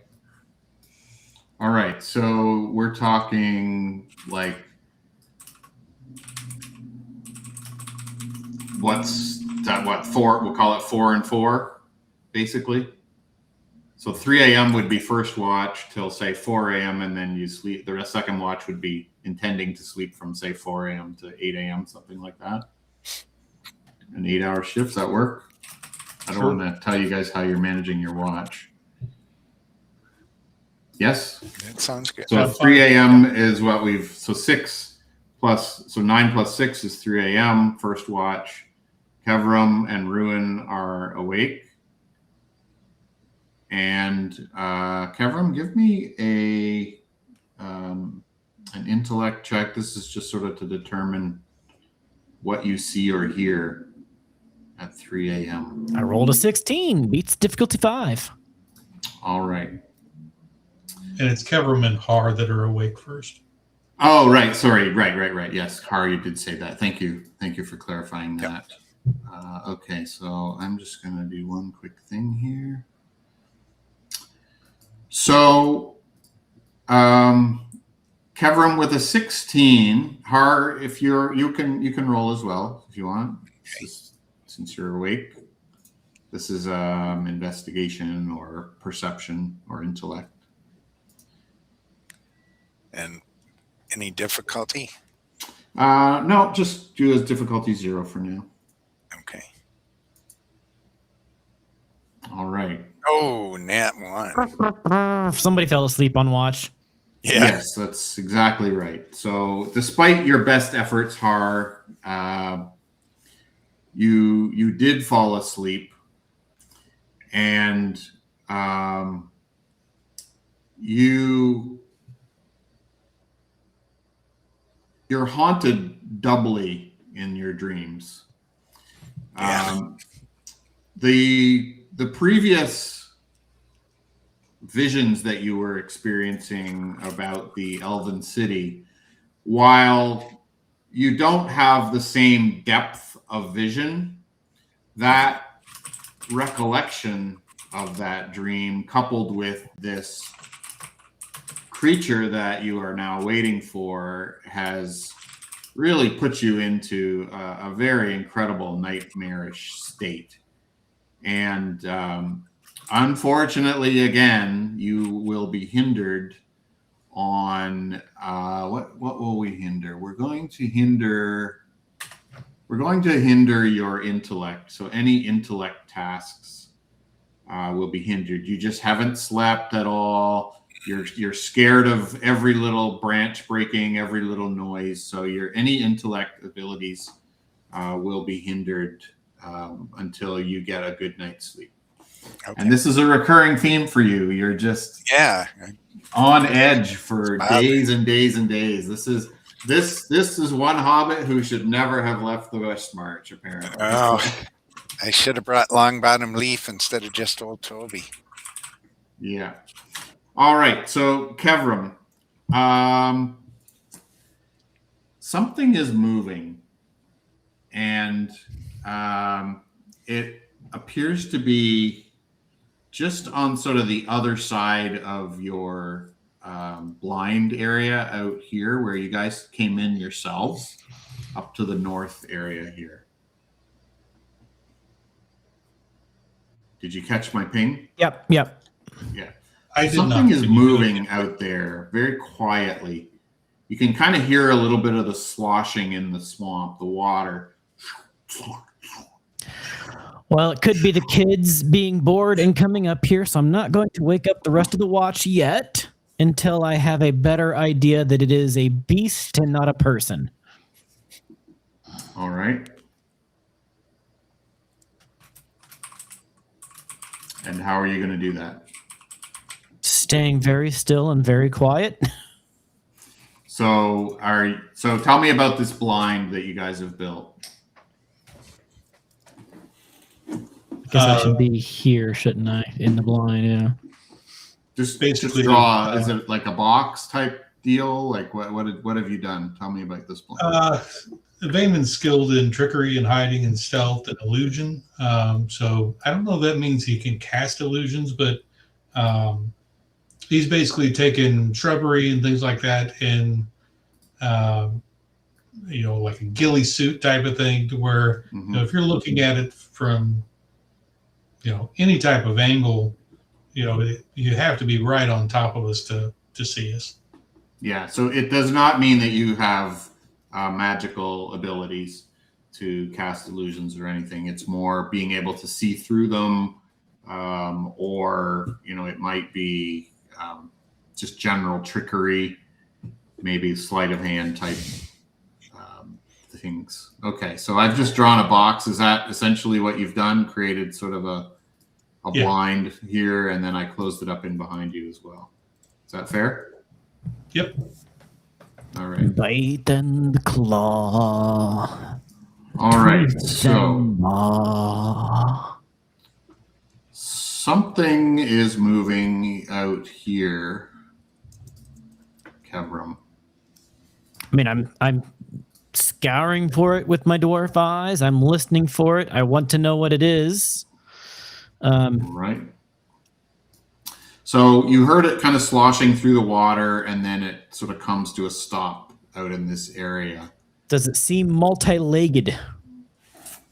It would appear to be what you have been waiting for. Some large quadrupedal beast is walking through the swamp. You can kind of make out this outline of it very, very hazily, and poke the other two with a stick. It's extremely large. This is far from an average wolf or dog seen in the wild. Okay. Yep, poke the other two with a stick. All right. Well, 3 technically, because Har fell asleep on you. Yeah, the other 3 with the stick. Yeah. All right. Sorry, I had a terrible dream again. Hush. It's here. It's just over there. Raven has bow in hand. All right. All is quiet.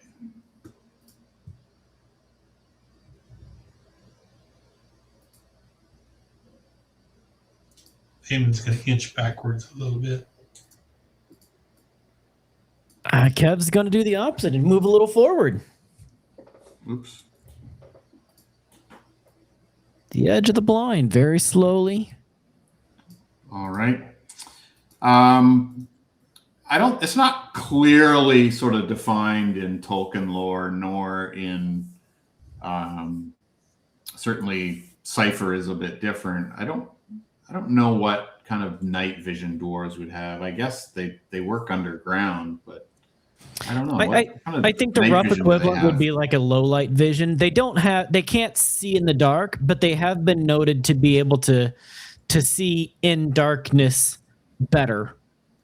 There are mentions to them being able to pass through dim tunnels where others would have problems. It's a dim vision. All right, so this creature that you see, Kevram, stands shoulder-wise at the shoulders, probably 8 Putting feet. the beard to the ground. 8 feet at the shoulders. It's just enormous. It's absolutely enormous dog. You can just make out the shadow of this creature. Whoops. Is that the right one? Yeah. Well, I put the traps in the wrong place, but oh well. Well, I did roll to see where he was coming in. So there was a chance. So this wolf is not a wolf, clearly. He stops and sniffs around a little bit. Vayman, you said you have your bow ready. As soon as Vayman fires the arrow, Kevram is yelling and charging. Yelling a battle cry. All right. Vayman has his bow in hand, but he's also pulled out a vial of oil, or a couple of them, and sat them on the ground.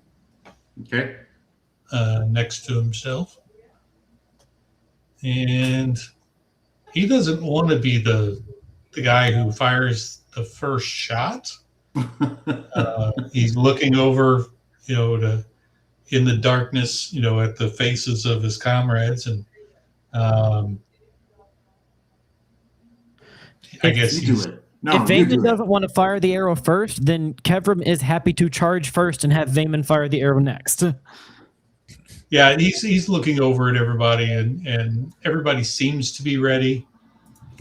And he knows from the look on Kevram's face that there's no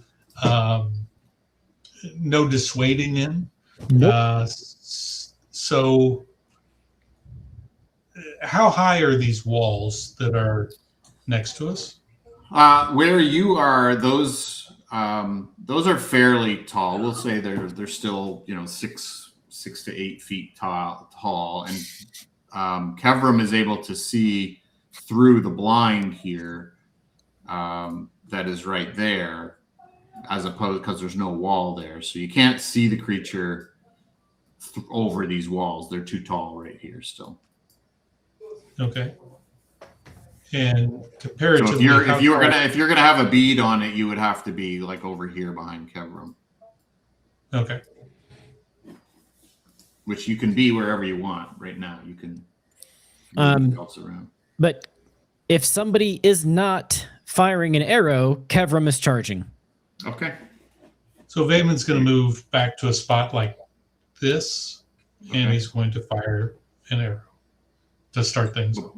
Loose Okay. an arrow. God, I just did it. I did what I hate. I hate when medieval movies are like fire when they're talking about arrows. It's not fire. You put fire to a cannon. You don't put fire to an arrow. And then I just said fire and arrow, and I did it Yep. myself. Oh my God, I'm so mad at myself for saying fire and arrow.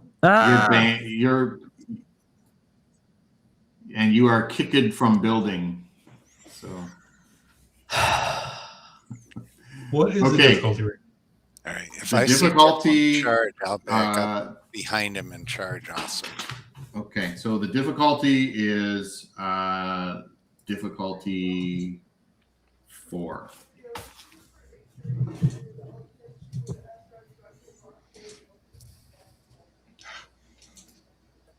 So, per our initiative, we're going to do sort of a swing. PCs are always going to go first, unless somebody misses or loses initiative or loses momentum. And Har, what was that roll for? Oh, that was your dream. Yeah. All right. Okay.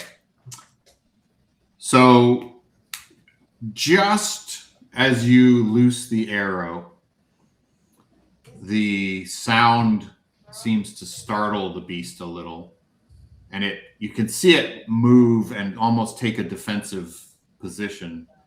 But your arrow does land true and hits the beast. Sorry, you should be, it's dark, you should be hindered. So I think I said difficulty 4. I think it's still a hit. So everything will be hindered. Yeah, because he used an effort. Yeah, everything is hindered because of the dark.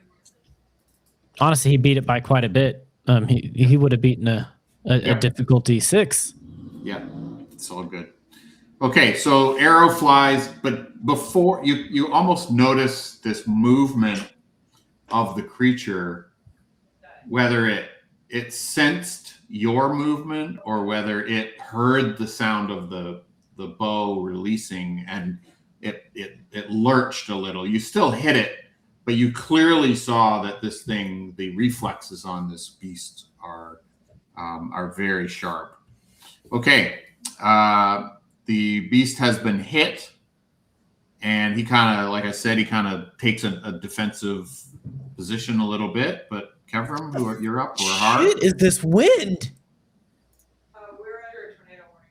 Oh, great. Another tornado warning. My building is creaking right now. Sorry. My windows just creaked at me from the wind. Oh, my goodness. Creepy. Are you sure it's not this giant wolf outside breathing? Good Lord.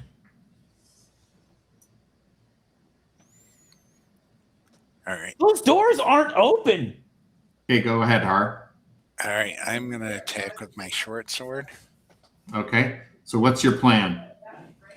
Well, if I Kevram don't was even see charging any out, rain. Oh, there's the charging rain. out with him, so I'll just yell like he did, like for the Shire.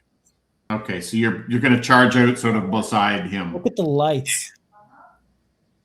Okay. All right. So go for it. It's difficulty 4. You have a short sword. So you've got a die beside your short sword. You can attack. Well, that just started. And then If you're going to use any effort, it will be from your might pool. okay, I will do that. I will use effort from the mic. Difficulty 4. Kevram. Oh, okay. That's fine. Let's see what Ruin has for weapons. Same thing. So I'm going to roll for Ruin as well. Same. That's bonkers out there. And it happened like that. All right. I'm rolling for Ruin at the same time. So essentially, Looks like the 3 of you are all charging out. Oh, yeah. Ruin got him. Ruin got him good. Sweet. Okay. So I'll just hit. free move yourself, Har, and then because you're going first, and Ruin will kind of come behind you. All right. And Kev is charging too. Yep. Yeah. So sort of all 3 of you are sort of charging this beast. Yeah, kind of like that. Let me. Okay. So Har, you land. You managed to get your blade out. Hold on. Did you difficulty, yes. So your effort made the difference for you as well. So I haven't you do rolled yet.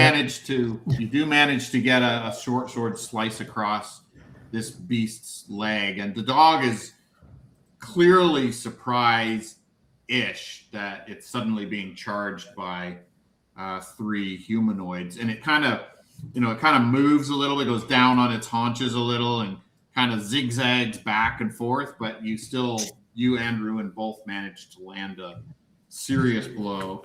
Ruin got a nat 20, which is great. So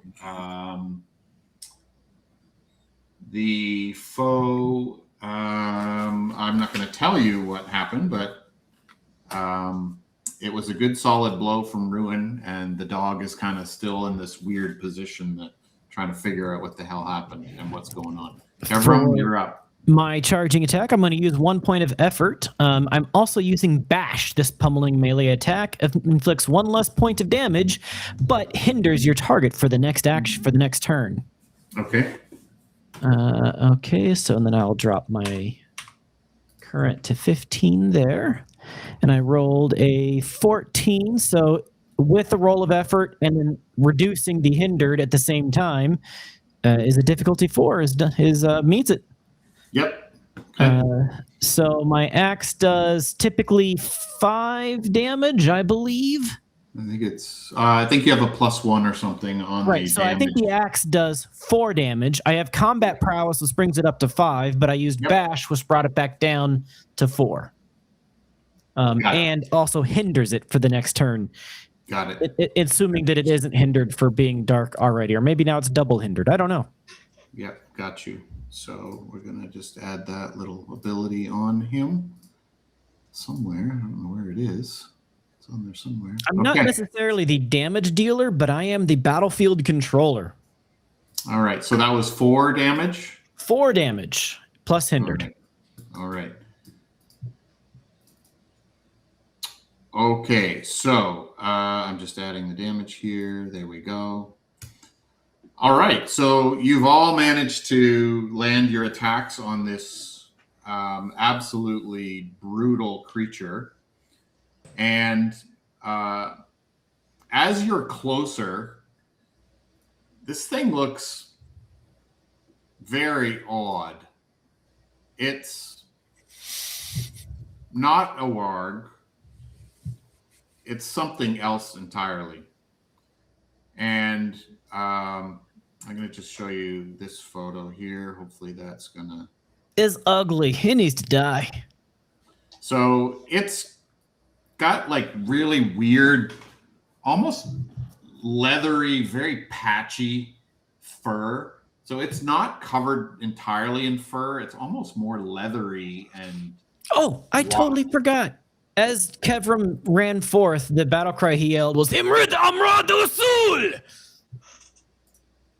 which is Dwarven for die a fiery death. All right. Well, this creature doesn't really care about your war cry, but that's fine. Thank you. Feels good to me, though. Yeah, no, that's great. So again, leathery skin with sort of very patchy, wiry fur. You might equate that somewhat with a warg, but this is definitely not a warg, at least Kevram, from your knowledge and experience. This is something entirely. This is a very large wolf. And so back to you folks. This creature does not get a turn because of the nat 20 from Ruin. Nice. And it's hindered from Kevram's bash. Kevram is going to do another bash attack because hindering it is even more useful than damaging it. Yep. Okay. And use 1 point of might. Well, use effort. He's got 2 edge, so it only costs 1 point of might. So I'm rolling for Ruin at the same time. Difficulty 4, effort 1. No effort to damage. We got hail coming down now. And mine did not work. Are you sure? Difficulty 4. I failed. One level of effort should have gotten you. Why is it saying failure even if... Because I think my roll was a 2. Oh, it's a 2. Yes, I see. It's hard to read this thing, but Yeah, I it's believe my very- roll was a 2. Yeah, it's very awkward. Okay. So Ruin does manage to land another short sword attack on it as well. Kevram, unfortunately, your axe missed as Ruin sort of sliced at this thing. Again, the dog is it's kind of skittish. It's very jerky movement, so it's almost like it's not playing, but you know how a dog does play and they get down on the ground. It's kind of moving and jerking around in the position. It's almost like it almost feels trapped. The dog doesn't know what to do or where to go because it's very stunned and confused. Har, did you go? You missed as well? I did. All right. And then Vayman, what's your plan? So it depends on whether it seems that we've injured it pretty good up to this point or very little. It's kind of hard to tell from where you are. It's dark. You've just kind of got normal vision. It's Okay. 3 a.m. Let me see. I'm just trying to think where the moon cycle might be to give you a little bit of a hint. I mean, it's the dog. It didn't attack. It didn't counterattack. It didn't bite back. It didn't do anything. So if you, based on your sort of battlefield assessment, you would surmise that you kind of, maybe you've got the upper hand on this beast at the moment. Okay. Well, then he will keep up the pressure and try to hit him with his bow. All right, go for it. Difficulty 4. It's hindered though from the prior attack. No, it was hindered for 1 round, which it lost its round. We started the new round, or is it until he goes again? I don't really understand how the initiative works on this, but I did fail my last attack. Yeah, we kind of didn't. We haven't really been shifting, and well, he's hindered either way. He was hindered despite the miss. So I'm letting Vayman sort of finish, and then it'll be the wolf's turn anyway. Okay.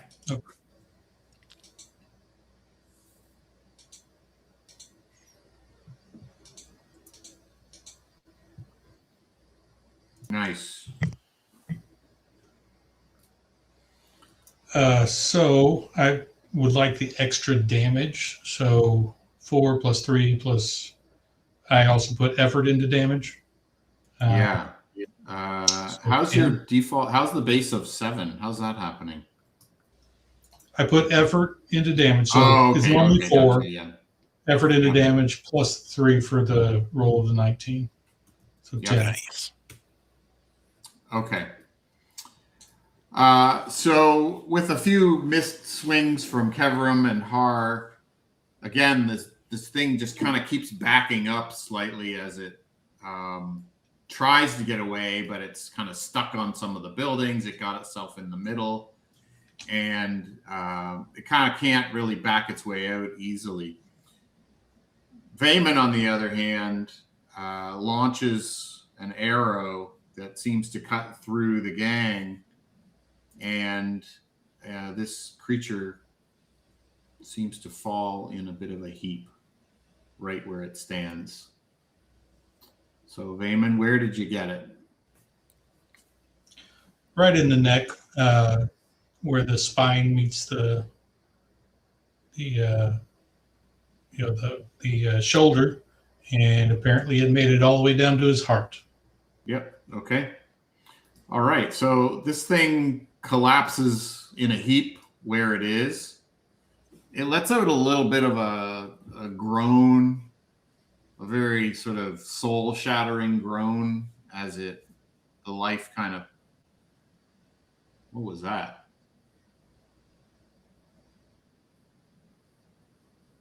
Wow. I have my tornado alarms are going off right now. I can literally hear the tornado alarms. Wow. Do you guys need to get safe?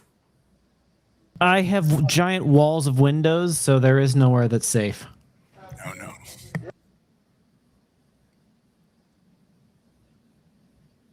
Yeah, I don't live in a trailer. I'm fine. Okay. All right. Well, if you got to just run, then run. Okay. So, wow. I don't know if that's coming through on the. Oh, okay. All right. Sorry, folks. We're hearing the.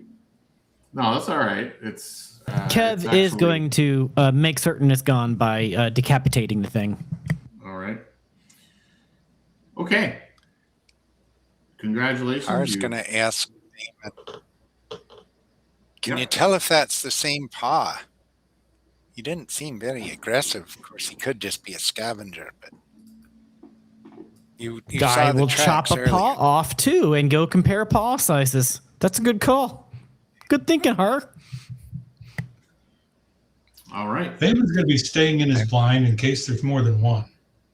I'm the Okay. party's naturalist. I've been watching birds and watching wildlife, and All right. You were able to decapitate and cut the paw off without much fuss. It is still dark in the middle of the night. Are you going to attempt to match the paw to the... I'm going to go print attempt to right match now? the paw to the print. Okay. All right. Are you going to use a light source of some kind or just try to do If it it's in the too dark? dark to effectively do so, then yes, because at this time, I'm assuming we killed the threat, is the assumption at this time. If the paw does not match, I will be taking everybody back to the blind and putting the fire out. But if it does, my assumption is the threat is taken care of. All right. So I'm going to roll a 1d30, and that's the day of the moon cycle that we're in. And no, it would be 15, right? Not 30. Right? Is that how it works? How does the moon work? It's a 28-day cycle. Yeah. But is it Starts full to full? Yeah, go Yeah, full okay. to full. Yeah. So a 15 or a 16 would be an empty. Yeah. Yeah. So it's basically there's no moon right now. Okay. So yeah, a torch. Very dark. Okay. Lantern. Actually, it would be a hooded lantern, which is in my inventory, I believe. Yeah. No, wait, fine. that's my Lord of the Rings inventory, but Yeah. so, a hooded lantern. All right. So the paw print matches quite well. It's Okay. clearly this is the creature that was here and had attacked these folks. Vayman, to answer your question, it wasn't very aggressive. I think that was you. You guys overwhelmed. You guys overwhelmed this thing. It didn't. It really didn't have a chance. You did a ton of damage. Ruin got a nat 20. Your arrow did another 10. So easily, you guys just overwhelmed this creature. It's big and nasty, and it We're just doesn't have bigger a lot- and nastier. doesn't have a lot of armor. It's just, leathery skin. So you guys overwhelmed it. That's once you sort of see the wounds that you inflicted, you can clearly understand why it kind of dropped the way it did.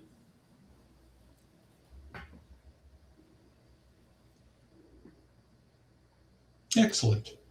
All right. What's the plan for the rest of the shift?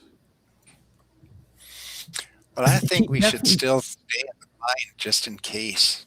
Still stay watchful. I don't know that we walk back to the caravan quite yet. I agree. I think we stay here and stay on watch through the night to be safe, just in case it had a mate. Aye. All right. Okay. So are you just leaving the body where it is? For the night, at least. Okay. All right. So back into So the simply- blind. Sorry, was someone saying something? Yeah, since it's so dark, Vayman is going to go out here and place his hooded lantern and like open it up to point, across the way, basically kind of towards where the wolf had come in, but basically keeping the light completely off of us. So light the area around us so it'd be easy for Vayman to shoot his bow again, but not lighting up our position. Got it. Okay. And you're going to go out and sort of rekindle it and re-oil more oil as needed. If it starts to fade. I don't know how long a oil. Yeah, I guess if you're playing, your call. If you're playing Shadow Dark, it's 1 hour of game time. But Yeah, it's usually a couple of hours. 1 to 4 hours. All right. Okay. There's lots of supplies on the wagon, so you guys have plenty with you, and you can restock once you get back to the wagon easily. All right. So night passes again. This is a dark night. We're gonna have to track the moon cycles now that we've established there's no moon.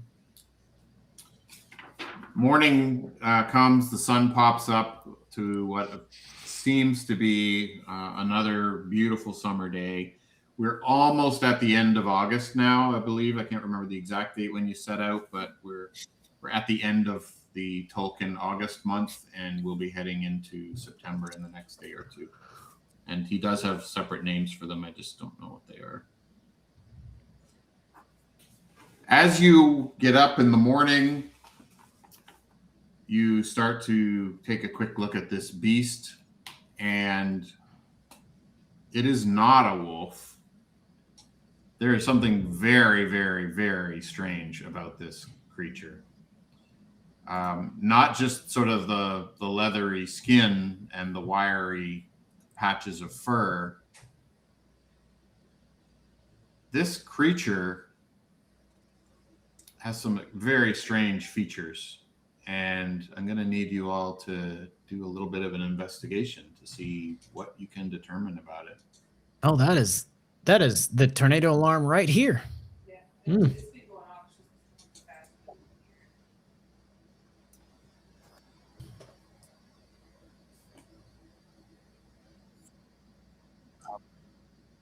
So that's a level 7. The intellect hindering Level what? for my roll. 7. All right. Kevram, that's beats difficulty 2.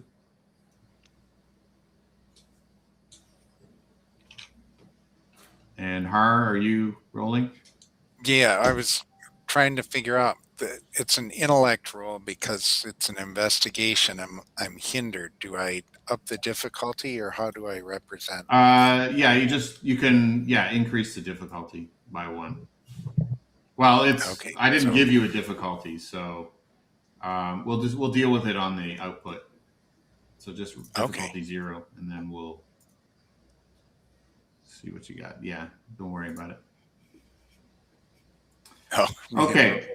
Anyway, So we're just going to wait 1 second for Chance to come back. So Vayman, you take some time to sort of look at this creature, walking around, and you're kind of scratching your head a little bit. Welcome back, Chance. Everything okay? Well, it doesn't sound like a freight train, and I don't see a funnel cloud, so I think it's okay. All right. So we were waiting for you. So Vayman has had some good success analyzing this creature. Very odd features. The limbs have almost a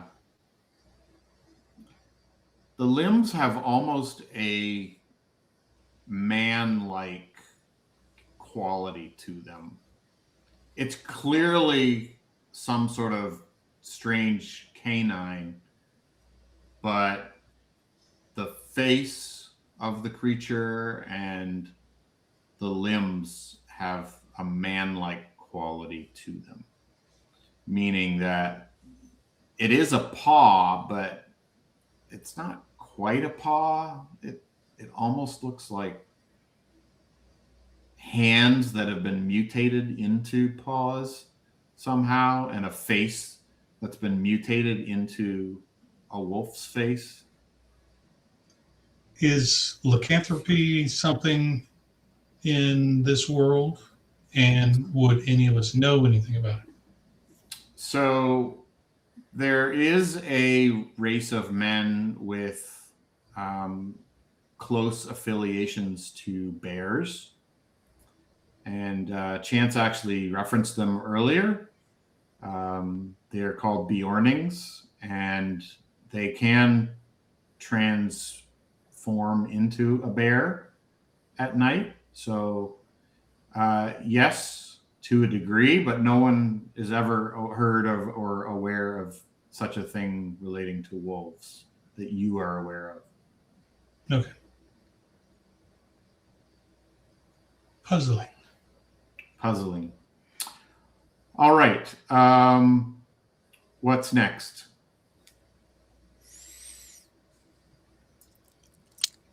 Well, I think we should take care of these bodies, build a big pyre, and then go to the caravan. I think we've just about investigated everything we could here. And tell the kids there's probably no chance of finding their relatives living. I agree. I want to, as respectfully as possible, bring the bodies into making a pyre, but I also want to send Ruin to go get Herluin and to go get the kids, because the kids do deserve to take a look at the bodies to see if one of them is their family. Aye. But Herluin needs to see this beast. So I want to send Ruin for the kids and for Herluin as I respectfully build a pyre for the bodies. And I would probably be building a pyre for the bodies. Honestly, I kind of like this spot right here in the middle by where all these tents were in this big courtyardy place. This is a good spot where the bodies kind of are. I will disarm the traps. Save them for later. Yeah. So Vayman will start helping move the bodies, the first couple light ones. And then when nobody's looking, he's going to sneak down to the river and wash the stench off of them that he used for scent block the night Before I light the fire, the kids do get to see if any of them are the family. Yes. They deserve closure. Yep. So are you bringing the caravan back here? Or no, the caravan couldn't get up here. It was too marshy. I mean, they're probably in sorry, or out. I meant from where it is back to as close as Yeah. The caravan can come close now, but Herluin needs to come up here and see the beast. Yeah. Okay. All right. So I'm just going to move all of these down here. Not going to worry too much about that. So the kids come back. They're quite overwhelmed. However, they've got a bit of a thick skin, having sort of been, a little ostracized and just generally living in the wild. But as they look through the bodies, they do find their parents here. And clearly these two children are now orphaned, and their entire village has been wiped out. Herluin comes along and has a look at the wolf and is quite beside himself. He doesn't quite know what to make of it. He's not too familiar with sort of wildlife in this regard. He's a bit more of a survey specialist. He knows lands and land formations, but not so much animals. In the terms of your great-great-grandfather, this is the works of the enemy. He kind of chokes a little bit. Pardon?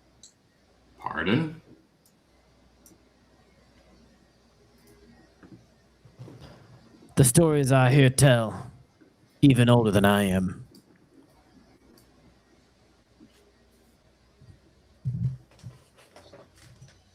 This sort of mutation of nature, mutation of living creatures.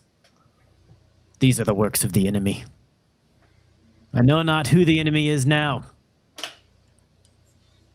but Gimli would say these are the works of the enemy. All right. And that's where we will end. So thank you, guys. Thanks for a good session. It's unfortunate Jim wasn't here to get his nat 20, but we'll update him. Hopefully he's watching along and cheering and shouting. But great job with your first combat. And yeah, you guys kind of smote that thing or smited. But well done. He didn't get a single bite or scratch in. He did not. No, he did not. So usually what that means for me is tougher enemies to follow. And I don't know it. Yeah. Okay, so do we have any announcements that we need to read, or have those been divvied up to you folks? Or am I mean, just they're picking one of the all up in the weekly schedule in Discord. schedule? All right, so let's grab. What do we here. got? Looks like there's a couple of them. All right, so tomorrow night, Rufus, Bot, and Simon have their work cut out as they have to contend with a forest of cardio as oaks, jog, or something. If you don't like it, you can show up and change it. So is that another Middle Earth campaign? Cookie Trek, the jog of the oaks. Oh, I'm sorry. Ants. I missed the Cookie Trek part. Sorry. I thought there were ants now in Cookie Trek.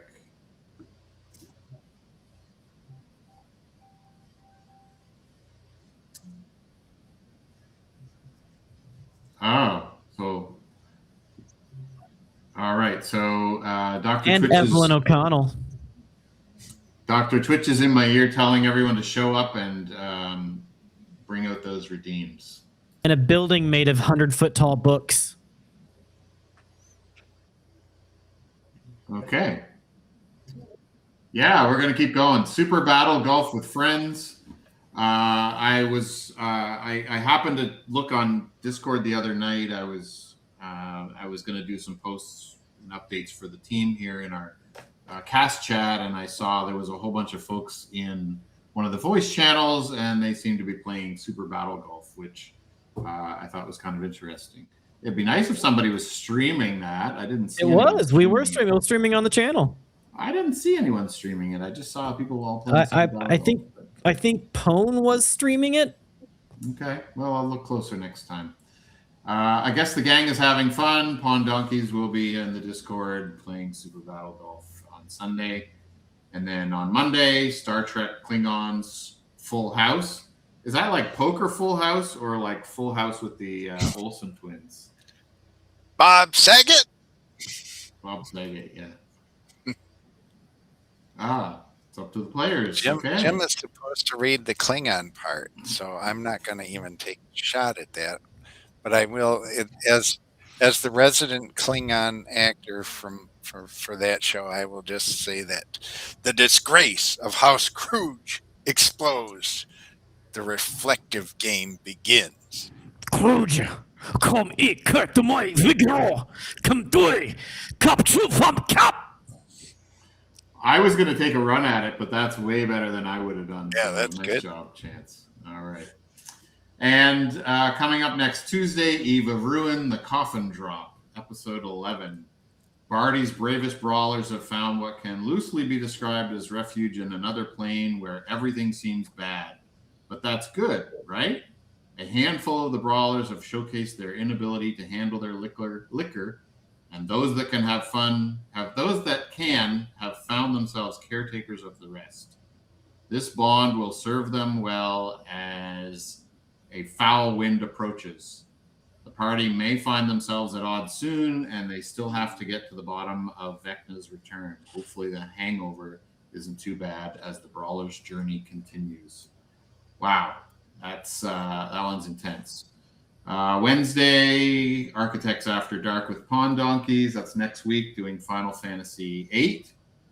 And next Thursday is off. So that's it, folks. A full docket for Architects of Fate over the next few days. Make sure you tune in. I'm Rowdy Rob, and we'll be back in 2 weeks with episode 5 of The Last Dirge of Arnor. Thank you. Thank you. Everybody.